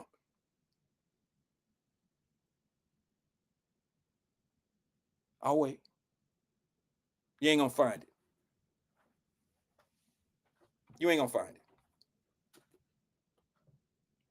Watch this clip right here and tell me, if you one of these people, you know who you are. If you one of these people in this little skit, it's a powerful skit. It look goofy, but it's powerful because it says a lot about how people see some of the things that you have in life, and they know the choices you made. They know the advantages that you had, but they mad at you for that. They mad at you for that. They ain't even trying to learn what you know. They just mad at the fact that you had an upper hand or somebody looked out for you and not them. I get it. I get it. But watch this clip right here. Only reason you got money is because your mama and daddy got money. You living off they shit. Bitch, how you gonna make fun of me because my parents did what the fuck they was supposed to do financially and I'm enjoying the shit? Because you never had to struggle for nothing. So you telling me you think the only way to learn how to make money is to fucking struggle? The only way to learn how to be responsible is to fucking struggle. Yeah, that sound like some shit that a motherfucker that didn't only ever struggle to say. Well, my struggles gave me principles, but it didn't give you no fucking money. So you might want to tweak some shit, because you probably fucked some up. Yeah, keep not being humble. Keep not being humble, you spoiled ass brat, and watch where that gets you. Man, what the fuck you mean, keep not being humble? Bitch, I'm not being mean. You literally started this shit because you got mad because you found out my folks had money. And when I defended them, now I'm the motherfucker being unhumble and an asshole and shit. This your fault. Well, I ain't got to sit here and listen to a spoiled motherfucker who done had everything since they was born. And I ain't got to sit here listening to a struggling bitch who ain't never had shit. The fuck?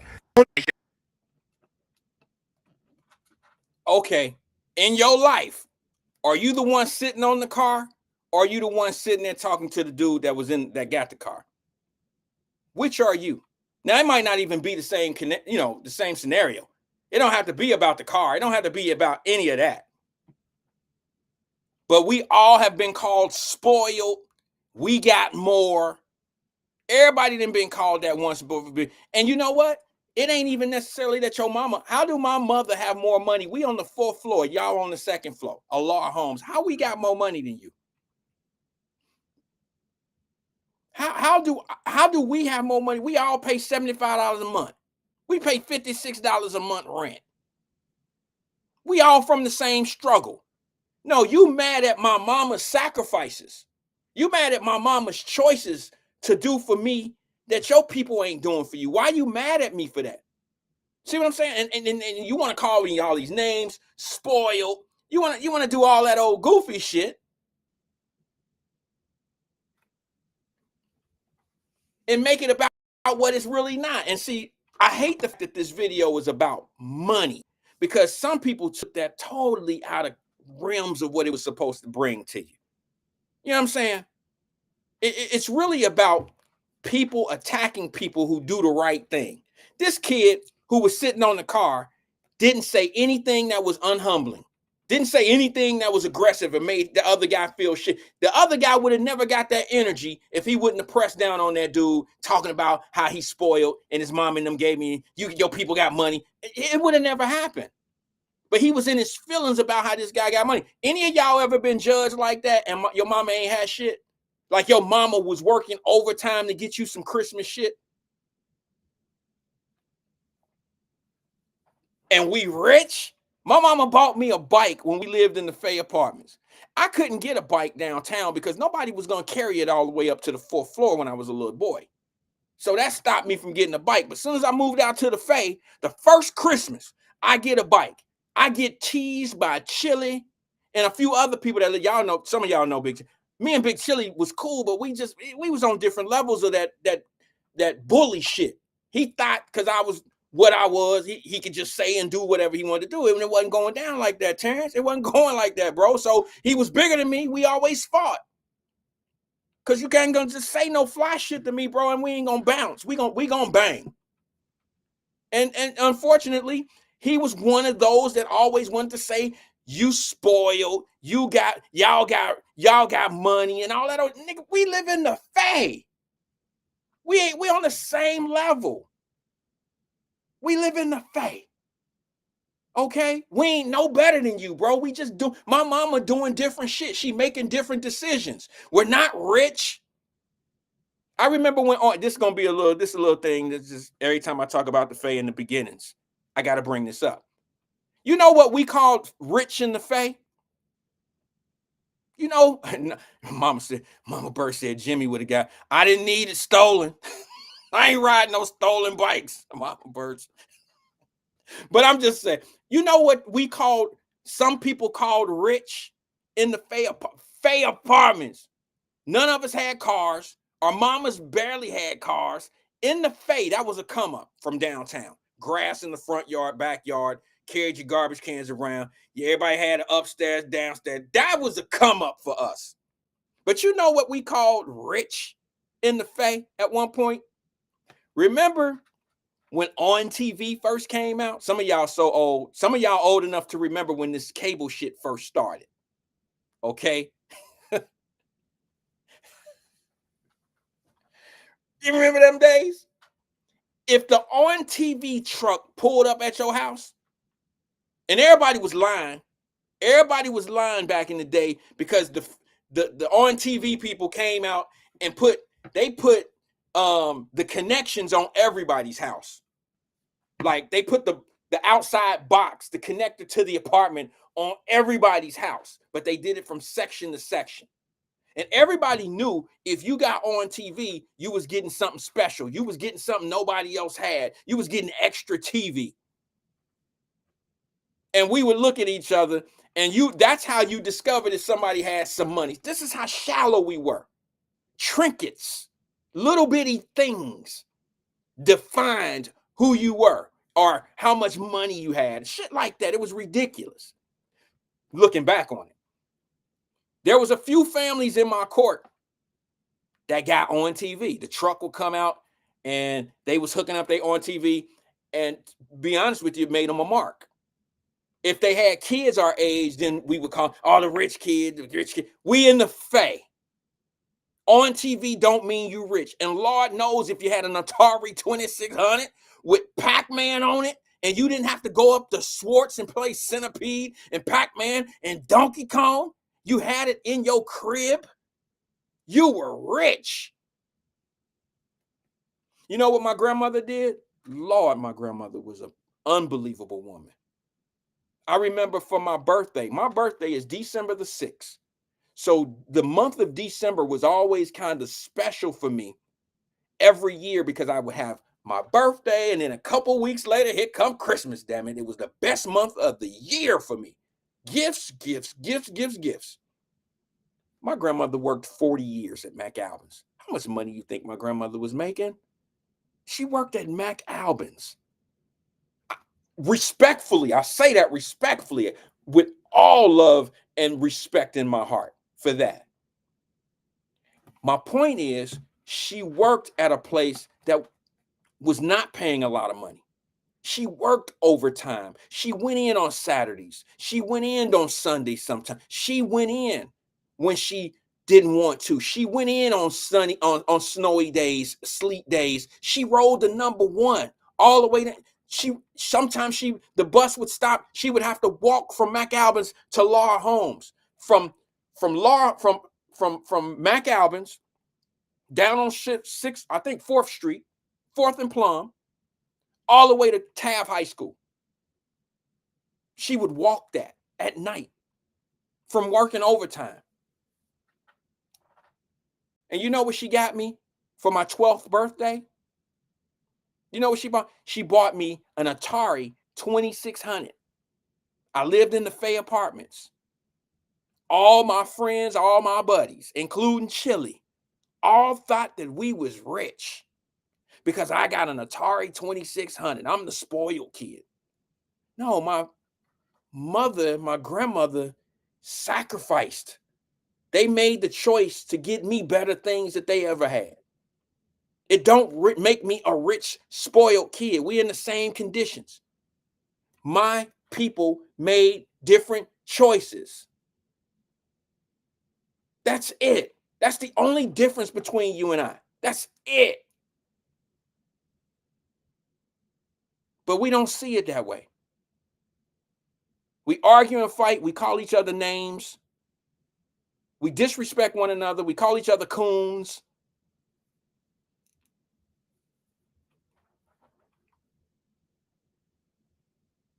And I think that's one of the most frustrating things that I've had to deal with since starting Wyatt Live. And people don't understand the frustrations. And when I get off to on this tangent where I'm at right now with it, I don't think they understand. I've had best of both worlds. I've had a moment in my life where I felt like nothing was working for me. People are shitty, like I had nothing. And then it don't get any better when you come up in life, because people look at you like you've been spoiled your whole life, or that you've been doing things at such a high level your whole life that you forget where you come from. And that's just so not true.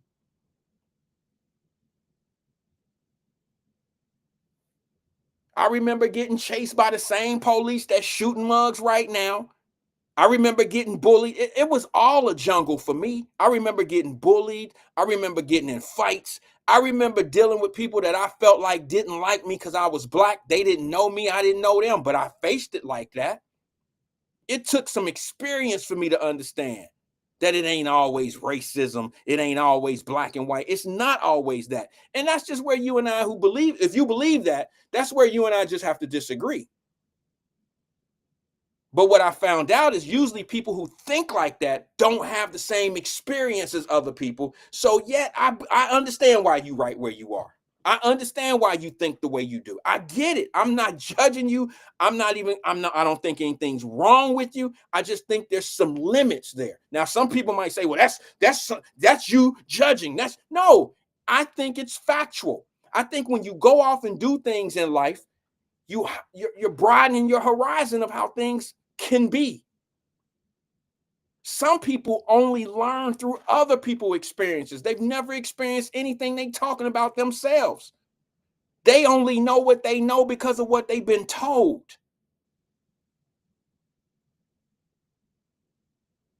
Not from experience. Let me go to the phone lines. I got to get out of here. Good afternoon, caller. This is Wyatt. Who am I speaking with? This Twin, man. Twin, how's it sound now? It sound all right now. Okay. You're not listening on a device or anything, are you? In the background? No, I'm on my phone. Okay, I'm just saying, if there's another device behind you, that echo may be coming from that.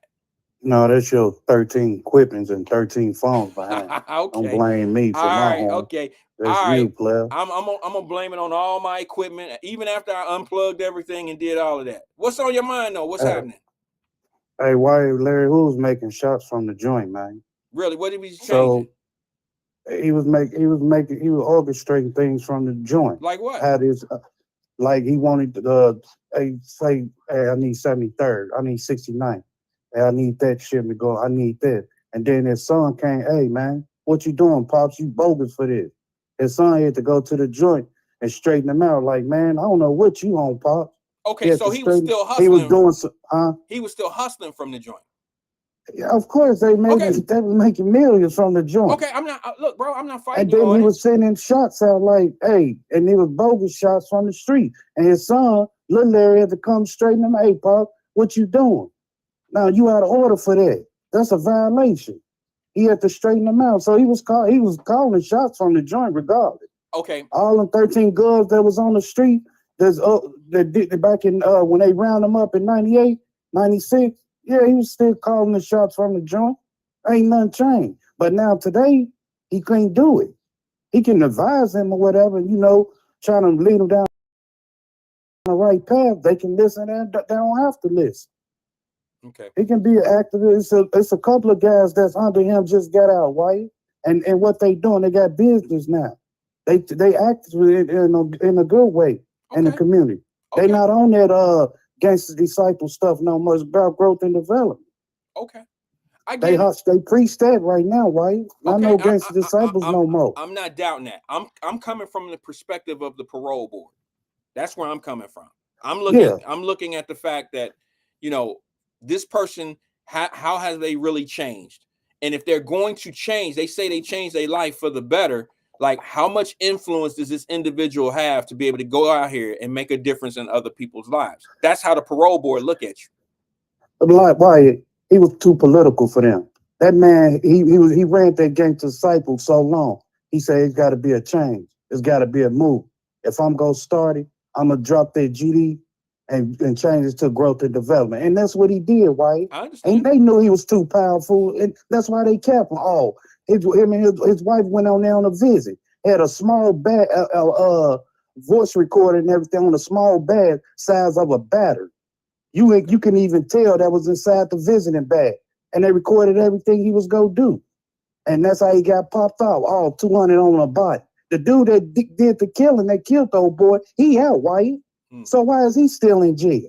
You give a man 200 years, I'll see 200 years, you killed 13, 14 people. Yeah, I'll give you 200 years. But one person, the person that did is already out, Wyatt. So what's the holdup? Come on, man. It's politicians, it's the holdup. Hey, Twin, let me ask you something, man, since we're talking about that for a hot second. Just let me ask you this. It's a little bit off topic, but it's on topic, okay? Was that you that sent me that clip of somebody saying that they wouldn't have took a pardon from Trump? Was that you? That was, no, that probably wasn't me. That was, probably was me or probably wasn't me. That was, Tamaya Denard. And I said on Lincoln Ware show, that's crazy. I love my freedom. I don't care who you is, Democrat, Republican, whatever, white, black. Hey, man, I love my freedom. What I look like, man, looking at guys and stuff every day. No, I love monkey, man. I'm not about to look at no hard legs every day, and I love my kids. I got to get out of here, and I made my choice, right? Either I'm going to get a job or go back to the street, or they got a funeral home away from me, a jail cell away from me. Which one I want to choose? Okay, I'm sorry. I choose life, man. I thought that you had sent me the clip. I probably did. I don't know. Somebody sent me the clip about somebody saying that they wouldn't have taken a pardon from the Trump administration. What you think I signed most of them guys, Wyatt, they'll whether be Vice Lord Stones or any other people from the streets. I signed petitions, Wyatt, because you've been gone 20, 24, 25, 30 years, and people like, what's that for? Who? And I signed a petition, man. Because, man, it was bogus how they was railroaded in the first beginning and everything. And people, oh, man, he did that. Okay, man, you don't know the story, though. You giving what them people, they ain't tell you the whole story. Just because you say or whatever, you assuming that he killed that person, he sold that dope, and you don't really know. You don't know that, Terry. Man. You're going off the back end of what they saying. Terry Coleman, but you really study a person, you'll know. Yeah, I get it. I just think that sometimes they have to make an example of some people, and this. Yeah, that's true. Right, name recognition and everything. Your name carry weight. Hey, we gonna sit you down. Right. And everything. That's how I look at it. But why? Yeah, you talk about that man unit earlier, man. It's crazy, Wyatt. These guys out here bumping face and stuff more than the women. You remember how the women used to take all day. You dress and everything, and they take all day getting dressed. Getting ready to go. But these niggas, man, out here, man, they soft, man. They soft, Wyatt. They take damn near out more than a woman now, man. Man, just put you some dang on black soap on your face and some grease and keep it moving, player. Oh, okay. I think I know what you're talking about. You're talking about since I said they starting to put all the Beijing and stuff in their hair and they stuff. do. Like a dude put that white pencil thing on me. Whoa, what you doing? Yeah, then I look over to my right hand and right side, dude putting the black magic and stuff on here. And then my stepbrother, man, he came to my brother friend. I said, man, you look like a clown, man. He be putting that Beijing black stuff on. I was like, Phil, why you doing yourself? Show you're great, man. Yeah, bro, at a certain point. But and then why I look over there, he's sweating like Rudy Giuliani, man. Remember he did that press conference, that black stuff was fading down.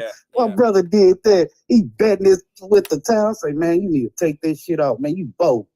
Yeah. Man, they 50-something years old. I'm like telling them, man, show your grade, man. Yeah, Don't do that. So I don't know what he doing now. Next time I holler at him, I'll ask. He's still carrying that bit. Yeah. Hey, man, let me tell you, and let me ask you this question. Sure. Sure. Hey, Wyatt, why is it you hear stories about breaking these car things? Regardless of anything, why you can get guns like dope. That's how I look at it. You can get a gun anytime.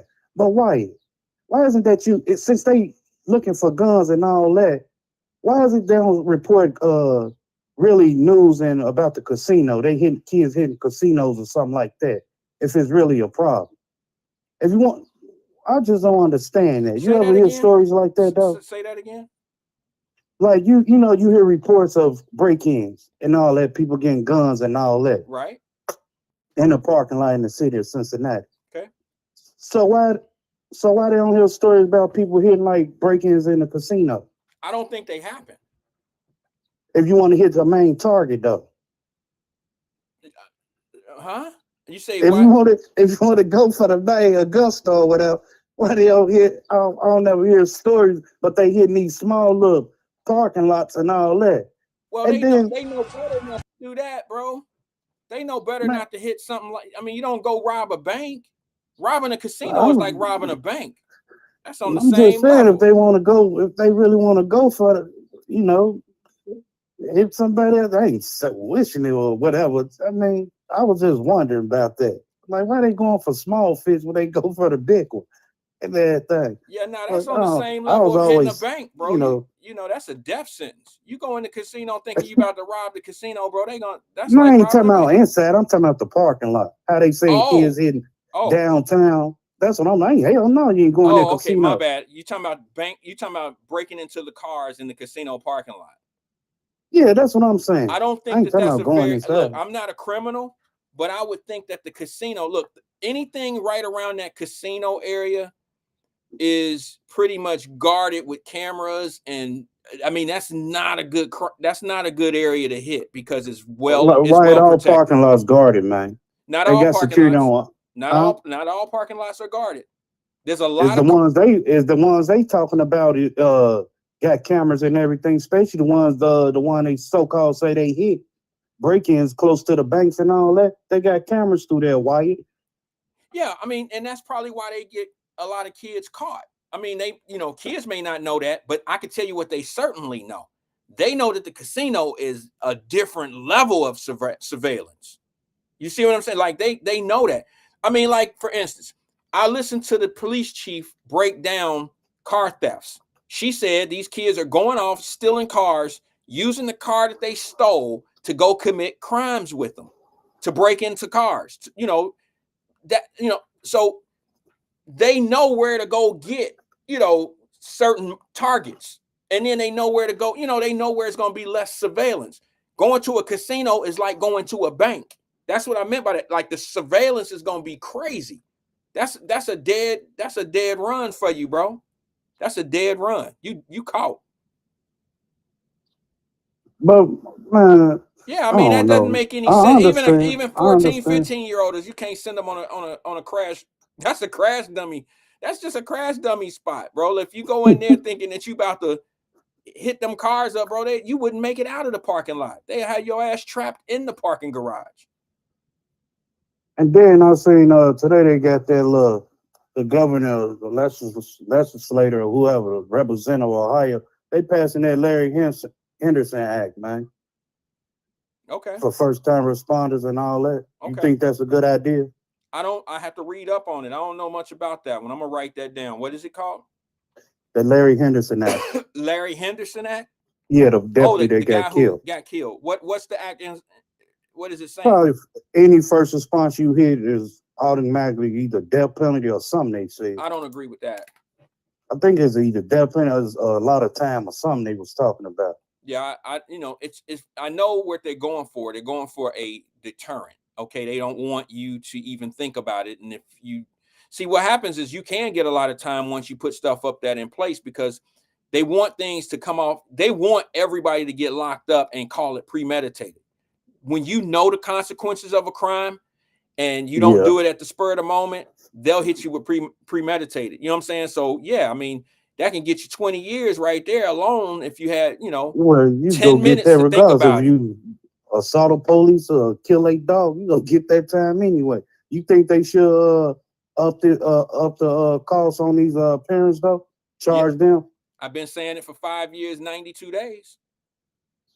Okay. I mean, have I not? The time that Yeah, you've been yeah. here, the time that you have been here on Wyatt Live as a great guest and a caller, when have I ever changed focus? My argument has always been, if parents gonna parent, make them responsible for their kids or what their kids do outside them doors. It might sound harsh because a lot of people get caught up in the parent going to jail. What, the parent's supposed to go to jail? Well, yeah, they do. They supposed to pay the fines. They, I just said it before the police chief and them said it. Then they used to do that with the truant That's officer, exactly whatever. right. That's exactly Remember right. back then they used to do that? Absolutely. So, and the only reason why they made the parents made the parents responsible is because it messed with the Cincinnati Public School or whatever. It messed with the school system's money.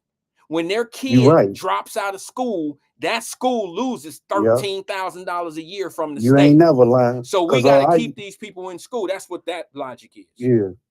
Yeah, because I used to run this, do this program, drive for this school thing, and they used to get. I didn't know they used to really get paid off them kids. And dude broke it down. I'm like, damn, I'm in the wrong business.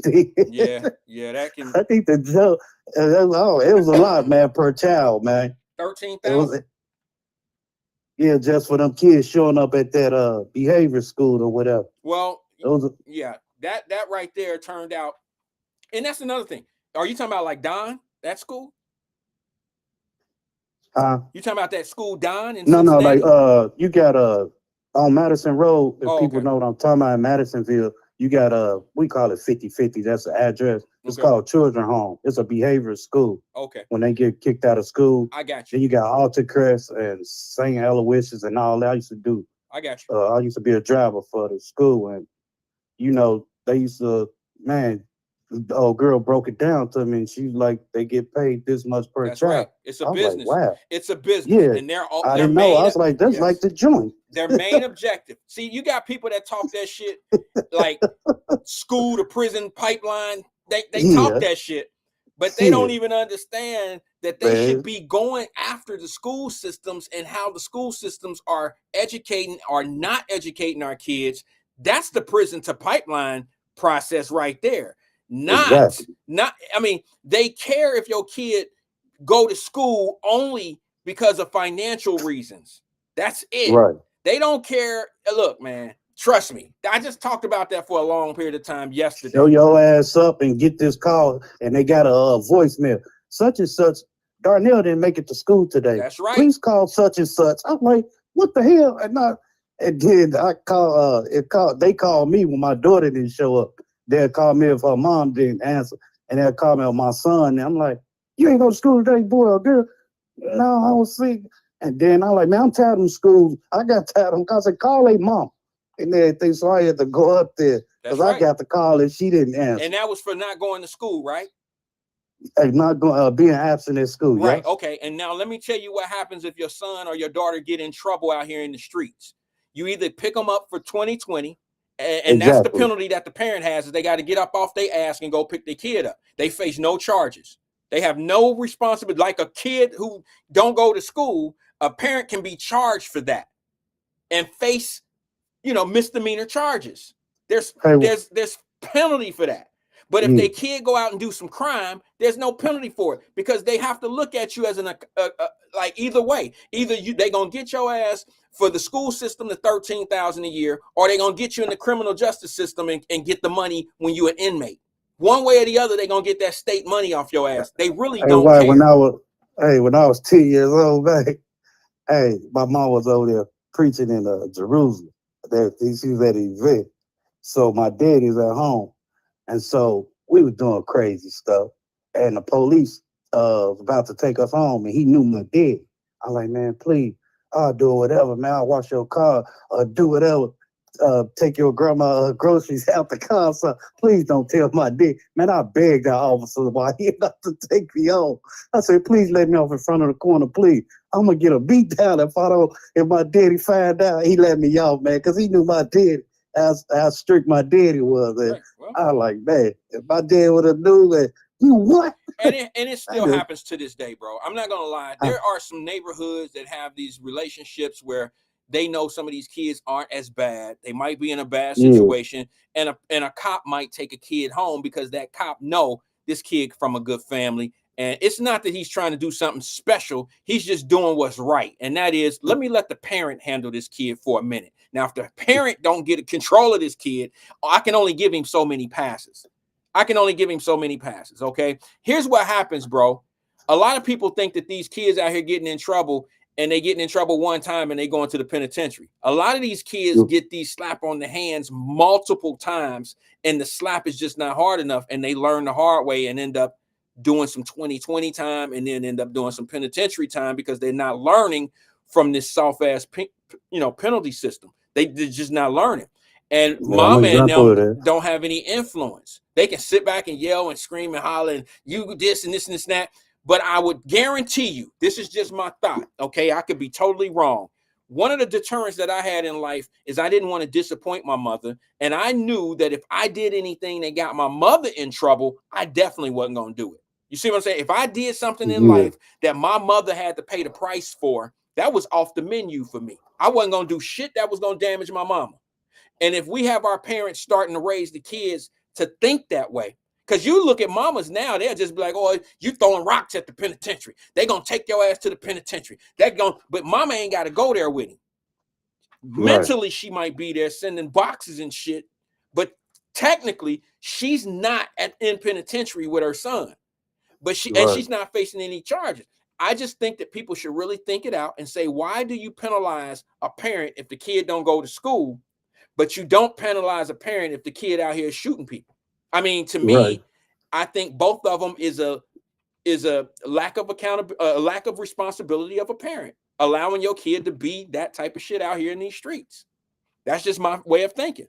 And I think that if we had the deterrent, like I've been saying for 5 years, 92 days, if we had the deterrent, like they talked about today in that city council meeting or whatever it was, they said that we're going to start holding parents accountable for guns and when they don't have any chaperones. So that means being down in the banks, doing all this other stuff. They're going to start holding parents accountable. I'm wondering why ain't nobody saying, hey, man, Wyatt, you was right. Because I know a lot of people here believed it. That's why, let me say this last thing, Twin, and you can end it for us. That's why I got so many DMs today of that meeting because of what was said. I got DMs from people that I didn't even know watched this show. I got DMs from people I don't even know their name, never seen them before. You got to know what I'm talking about for you to be sending me DMs when it's in regards to parents now being held accountable for their children. These are the people that play like they don't watch the show. You hear what I'm saying to you? See, I know there's a lot of people that watch and just don't plug in. I know it's a lot of people that agree with me, but they don't want to be called a coon. I know there's a lot of people that agree with conservative way of thinking because Black people are more conservative than almost anybody in this country. But they have a tie being good and conservative to being evil and bad and being a coon and all this other shit. And that's just a way that we've been programmed to have this internal fight. Go ahead, Twin. Hey, Wyatt, you got all this knowledge, man, kicking in wisdom and all that. You ain't scared to get blackballed, railroad, what the case may be, if you call in Lincoln where it spit this Am I knowledge what? out. Afraid to what? I'm sorry, I didn't hear that. I didn't make that out. I say you got this knowledge, wisdom, and understanding about everything. Okay. Are you afraid to get either blackball, railroad, whatever the case may be, to call in Lincoln where it spit? And say what? What am I The going to say? The same thing you preaching to us. I would never. I was just First of wondering. all, I'm just one, concerned. No. I'll be honest with you and tell you. Great question. The reason, because look, one of the reasons why I don't call is because I used to listen and I see what they do to people that have difference of opinions. All right. I've never treated anybody that has a different of opinion the way they treat people with differences of opinions over there. And some of them play too much. I don't play. They play too much. They get down and dirty. They say things They just disrespectful. And a lot of them ain't never really made no difference. Now, some of the grassroots people that I know who are generally, they could be as wrong. They could be as wrong can be. But I respect them because they've been putting in the work. I would respect a kid that go to the baseball field that can't hit a fastball, can't hit a curveball, but he out there practicing every day. And I can clearly see that baseball ain't his sport. But I respect him from going out there, keep trying. I'm not going to bang my head up against the wall with somebody that's never going to see things the way I see it because they just not built that way. They're not built for objection. They're only built to believe what they believe. Why would I visit? Why would I do that? Would I go to a basketball court? Would we go to a basketball game if we knew as soon as we walked in the building that the refs was calling fouls and cheating us the whole way? I would feel cheated because my words would fall on deaf ears. And I'll be honest with you, I've done it. When they were talking about selling the railroad, I went in there and I dropped some of what I thought were gems. Okay, you want to sell the railroad? Not a problem. It's an asset. But you never sell an asset to something or somebody without getting an asset in return. And I just don't believe that that money is an asset. Cash is liquid. You understand what I'm saying? Liquid. It's called liquid for a reason. It's like water. Water don't stick around forever. So I said in the comments, I said, if you're going to get $1.6 billion, why don't you go out, since this is a black radio station and we talking black people stuff, why don't you go out and try to find a black bank that you can buy into for $400 million, buy into the bank, be a partner with the bank, a black-owned bank out of Chicago or out of Mississippi, bring it to the city. It'll finance black businesses, black home ownership. You know what I was called in my comments? Oh, this guy just trying to be smart. He just trying to sound smart. And that's coming from people who have their own platform and who have the ear of those same listeners. Now, why would I go over there and try to convince people how to make money, how to be, proactive, how to do things, and I got to deal with criticisms, personal criticisms, not that idea wouldn't make any sense because of this reason. If you can't give me a legitimate reason, if it has to be a personal attack versus how my shit it's not logical, battle me on the logic field of this thing, not the personal end. So I don't have time to be arguing with people that just don't have any, like Vernon comes over here with ideas and he'll battle what I say, but it'll have some content. He'll have some validity, some valid points to what he's saying. We don't have to agree on everything, but he's never called me a name, even when he's battling what I'm saying. And he'll say, bruh, I feel you on that. Those are discussions. I can appreciate somebody like that. But to sit back and say, coon, all this old other shit, that's ridiculous. They are being entertained, not educated. You can't say the same thing every day and think you're teaching somebody something. You are confirming what they already know and what they already think when you do things like that. You're not bringing nothing new to somebody's mind. When you say that, Wyatt, when you say that, like every day, it's a smooth operator. It's a smooth talk on different platforms of radio show. But the moment they don't have no substance or none understanding about it, it's a Trump thing. Man, we ain't never talked this way or been mean towards black folk ever since that man got it off. And it seems like it's a problem. So our interest ain't nothing to y'all. So you can't go off who I voted for, who I like or something like that. I got to be this and all that. A traitor, no, man, ain't never been that way. Well, you ask them, here's what you got to do. Came out your party saying that. Here's what you got to do, twin. I'm going to give you a little bit of advice, if I may. When somebody asks you who you voted for, you do realize that's on a federal level.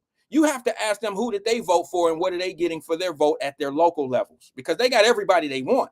They got all their friends and buddies and all that shit. How's that shit working out? How's the school system doing? How's the police department doing? How's the manager of the city doing? How's the city council doing? How's things working out the way you voted? Let's take what I did out of the question. Stop bringing up what I did. Let's talk about what you did, because you got everything you want, but you're still on here bitching and complaining every day. Me, I got what I wanted, and I'm not bitching and complaining other than what you say about me. So that's like 6th grade lunchroom logic. Why are you worried about what I did? You should be more concerned with if the shit that you looking at is working out for you. Don't they remind you of like, man, don't they remind you like the slave back?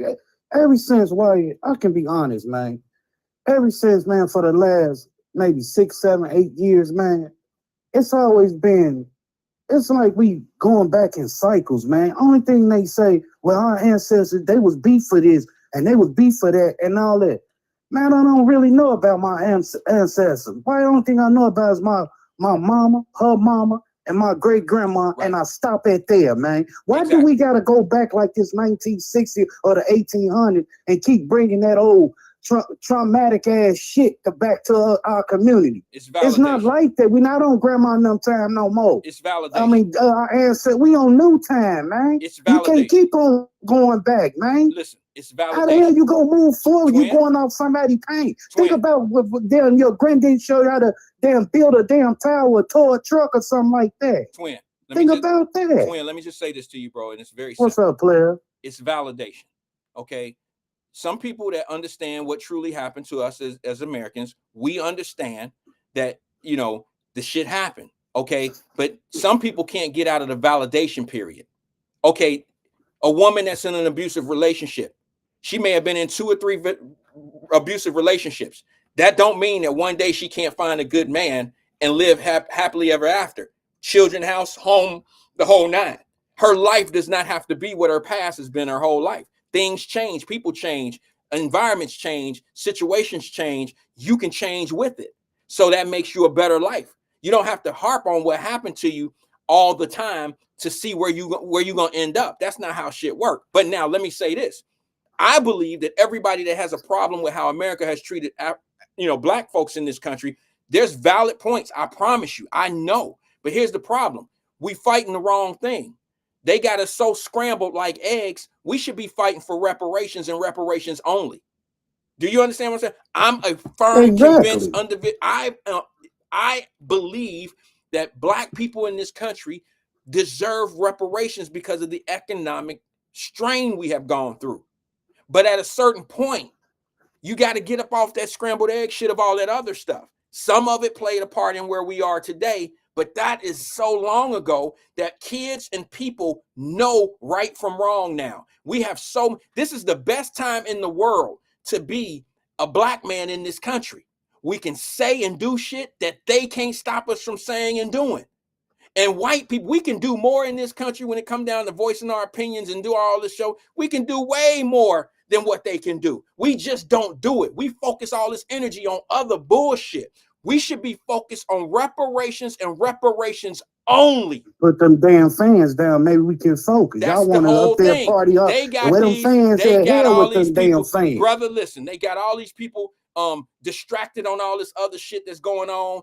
You know, and they get it where your kids are really doing things. They're actually, I'm gonna say this respectfully, they're actually the logs to the fire. When they don't care what's going on with your children because you don't care what's going on with your children, then your children become tools that they need. If you're not watching your kids, if they're not putting up deterrents for your kids to be bad, and you out here and they out here acting crazy, now we watching the police do a certain thing to them. Now we focus on what the police did to this kid instead of us being focused on how we should be working on our kid. Now we got those people that's stuck in that certain way. They not even thinking reparations anymore. They thinking about the police did this to this little boy. Police did this to this dope dealer. Police did this. We make the police the focus of because it's legitimate. To be honest with you, there's some truth of how the police was bad to us. Okay, but we can't fuel that fire. If everybody and if all us black folks had some business to tend to, like if we had shit that was better than one another, we wouldn't be at each other's throat. Bottom line, we wouldn't be at each other's throat. People are keeping us at each other's throat on purpose because we're not the only people. How much do you think them Jewish people had to go through? They had to go through some shit too. Every race of people had to go through something. The only disadvantage that we have as black people in America is we have been here and we can see what happened. And we have a story to tell. Half these mugs that be telling these stories don't know what they talking about.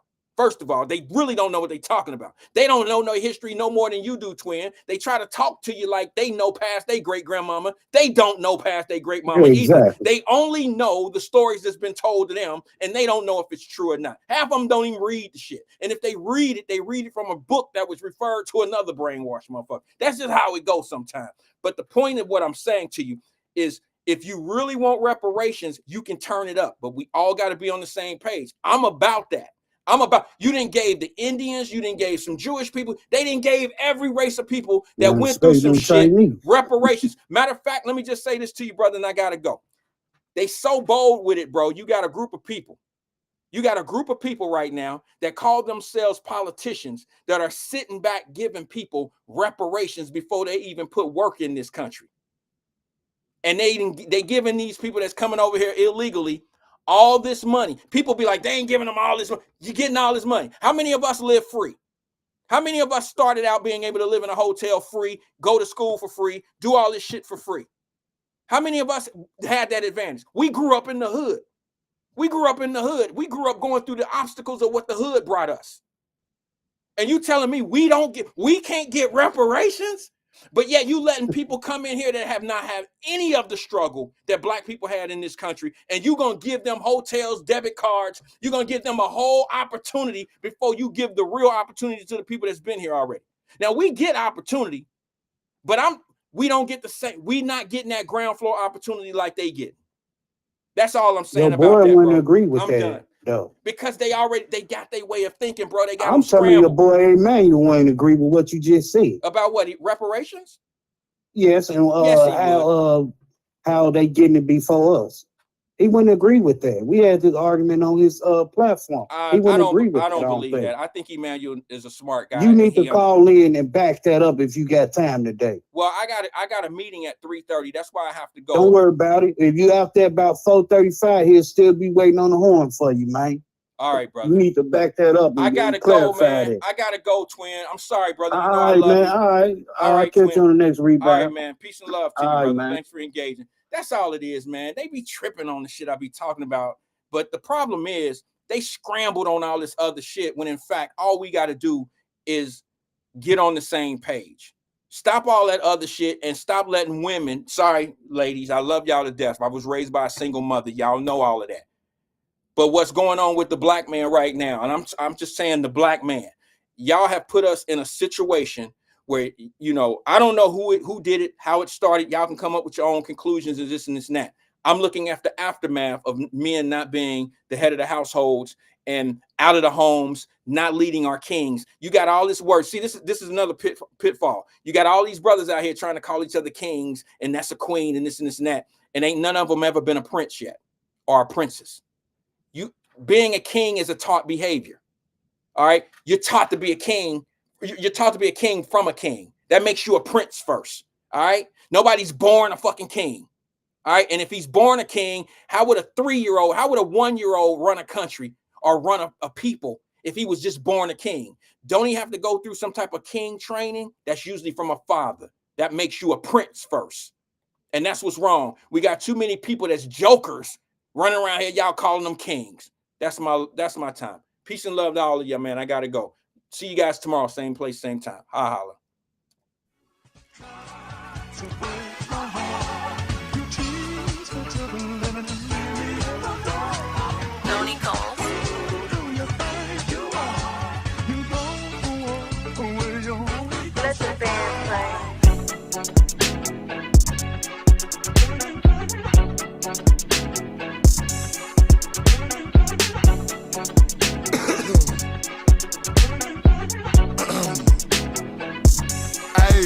Big X from the apartments where niggas start shit. Known to throw hands, but be quick just to spark shit. Before we had beds, we had pallets on carpet. Stayed at the park, lit, trip and get parked quick. Ain't not for real, this straight off the dark shit. $5 pass, how you home after dark shit. Get you some money, your people gon' talk shit. Part of the game, it's the life of a boss, big. Really been lit since a G, you can go ask my mama and them. Remember thugging outside and that starter gear. See, my mama was having no way, selling dope to the J's. I put that in my starter kit. See, my pops was the boss, I acknowledged it. My papa was a pimp and he taught me shit. Like, don't never fall hard for a bitch that ain't giving you shit and ain't making your pockets thick. Lost my mind and that shit had me empty. Moved in with my pops and he filled it with grit.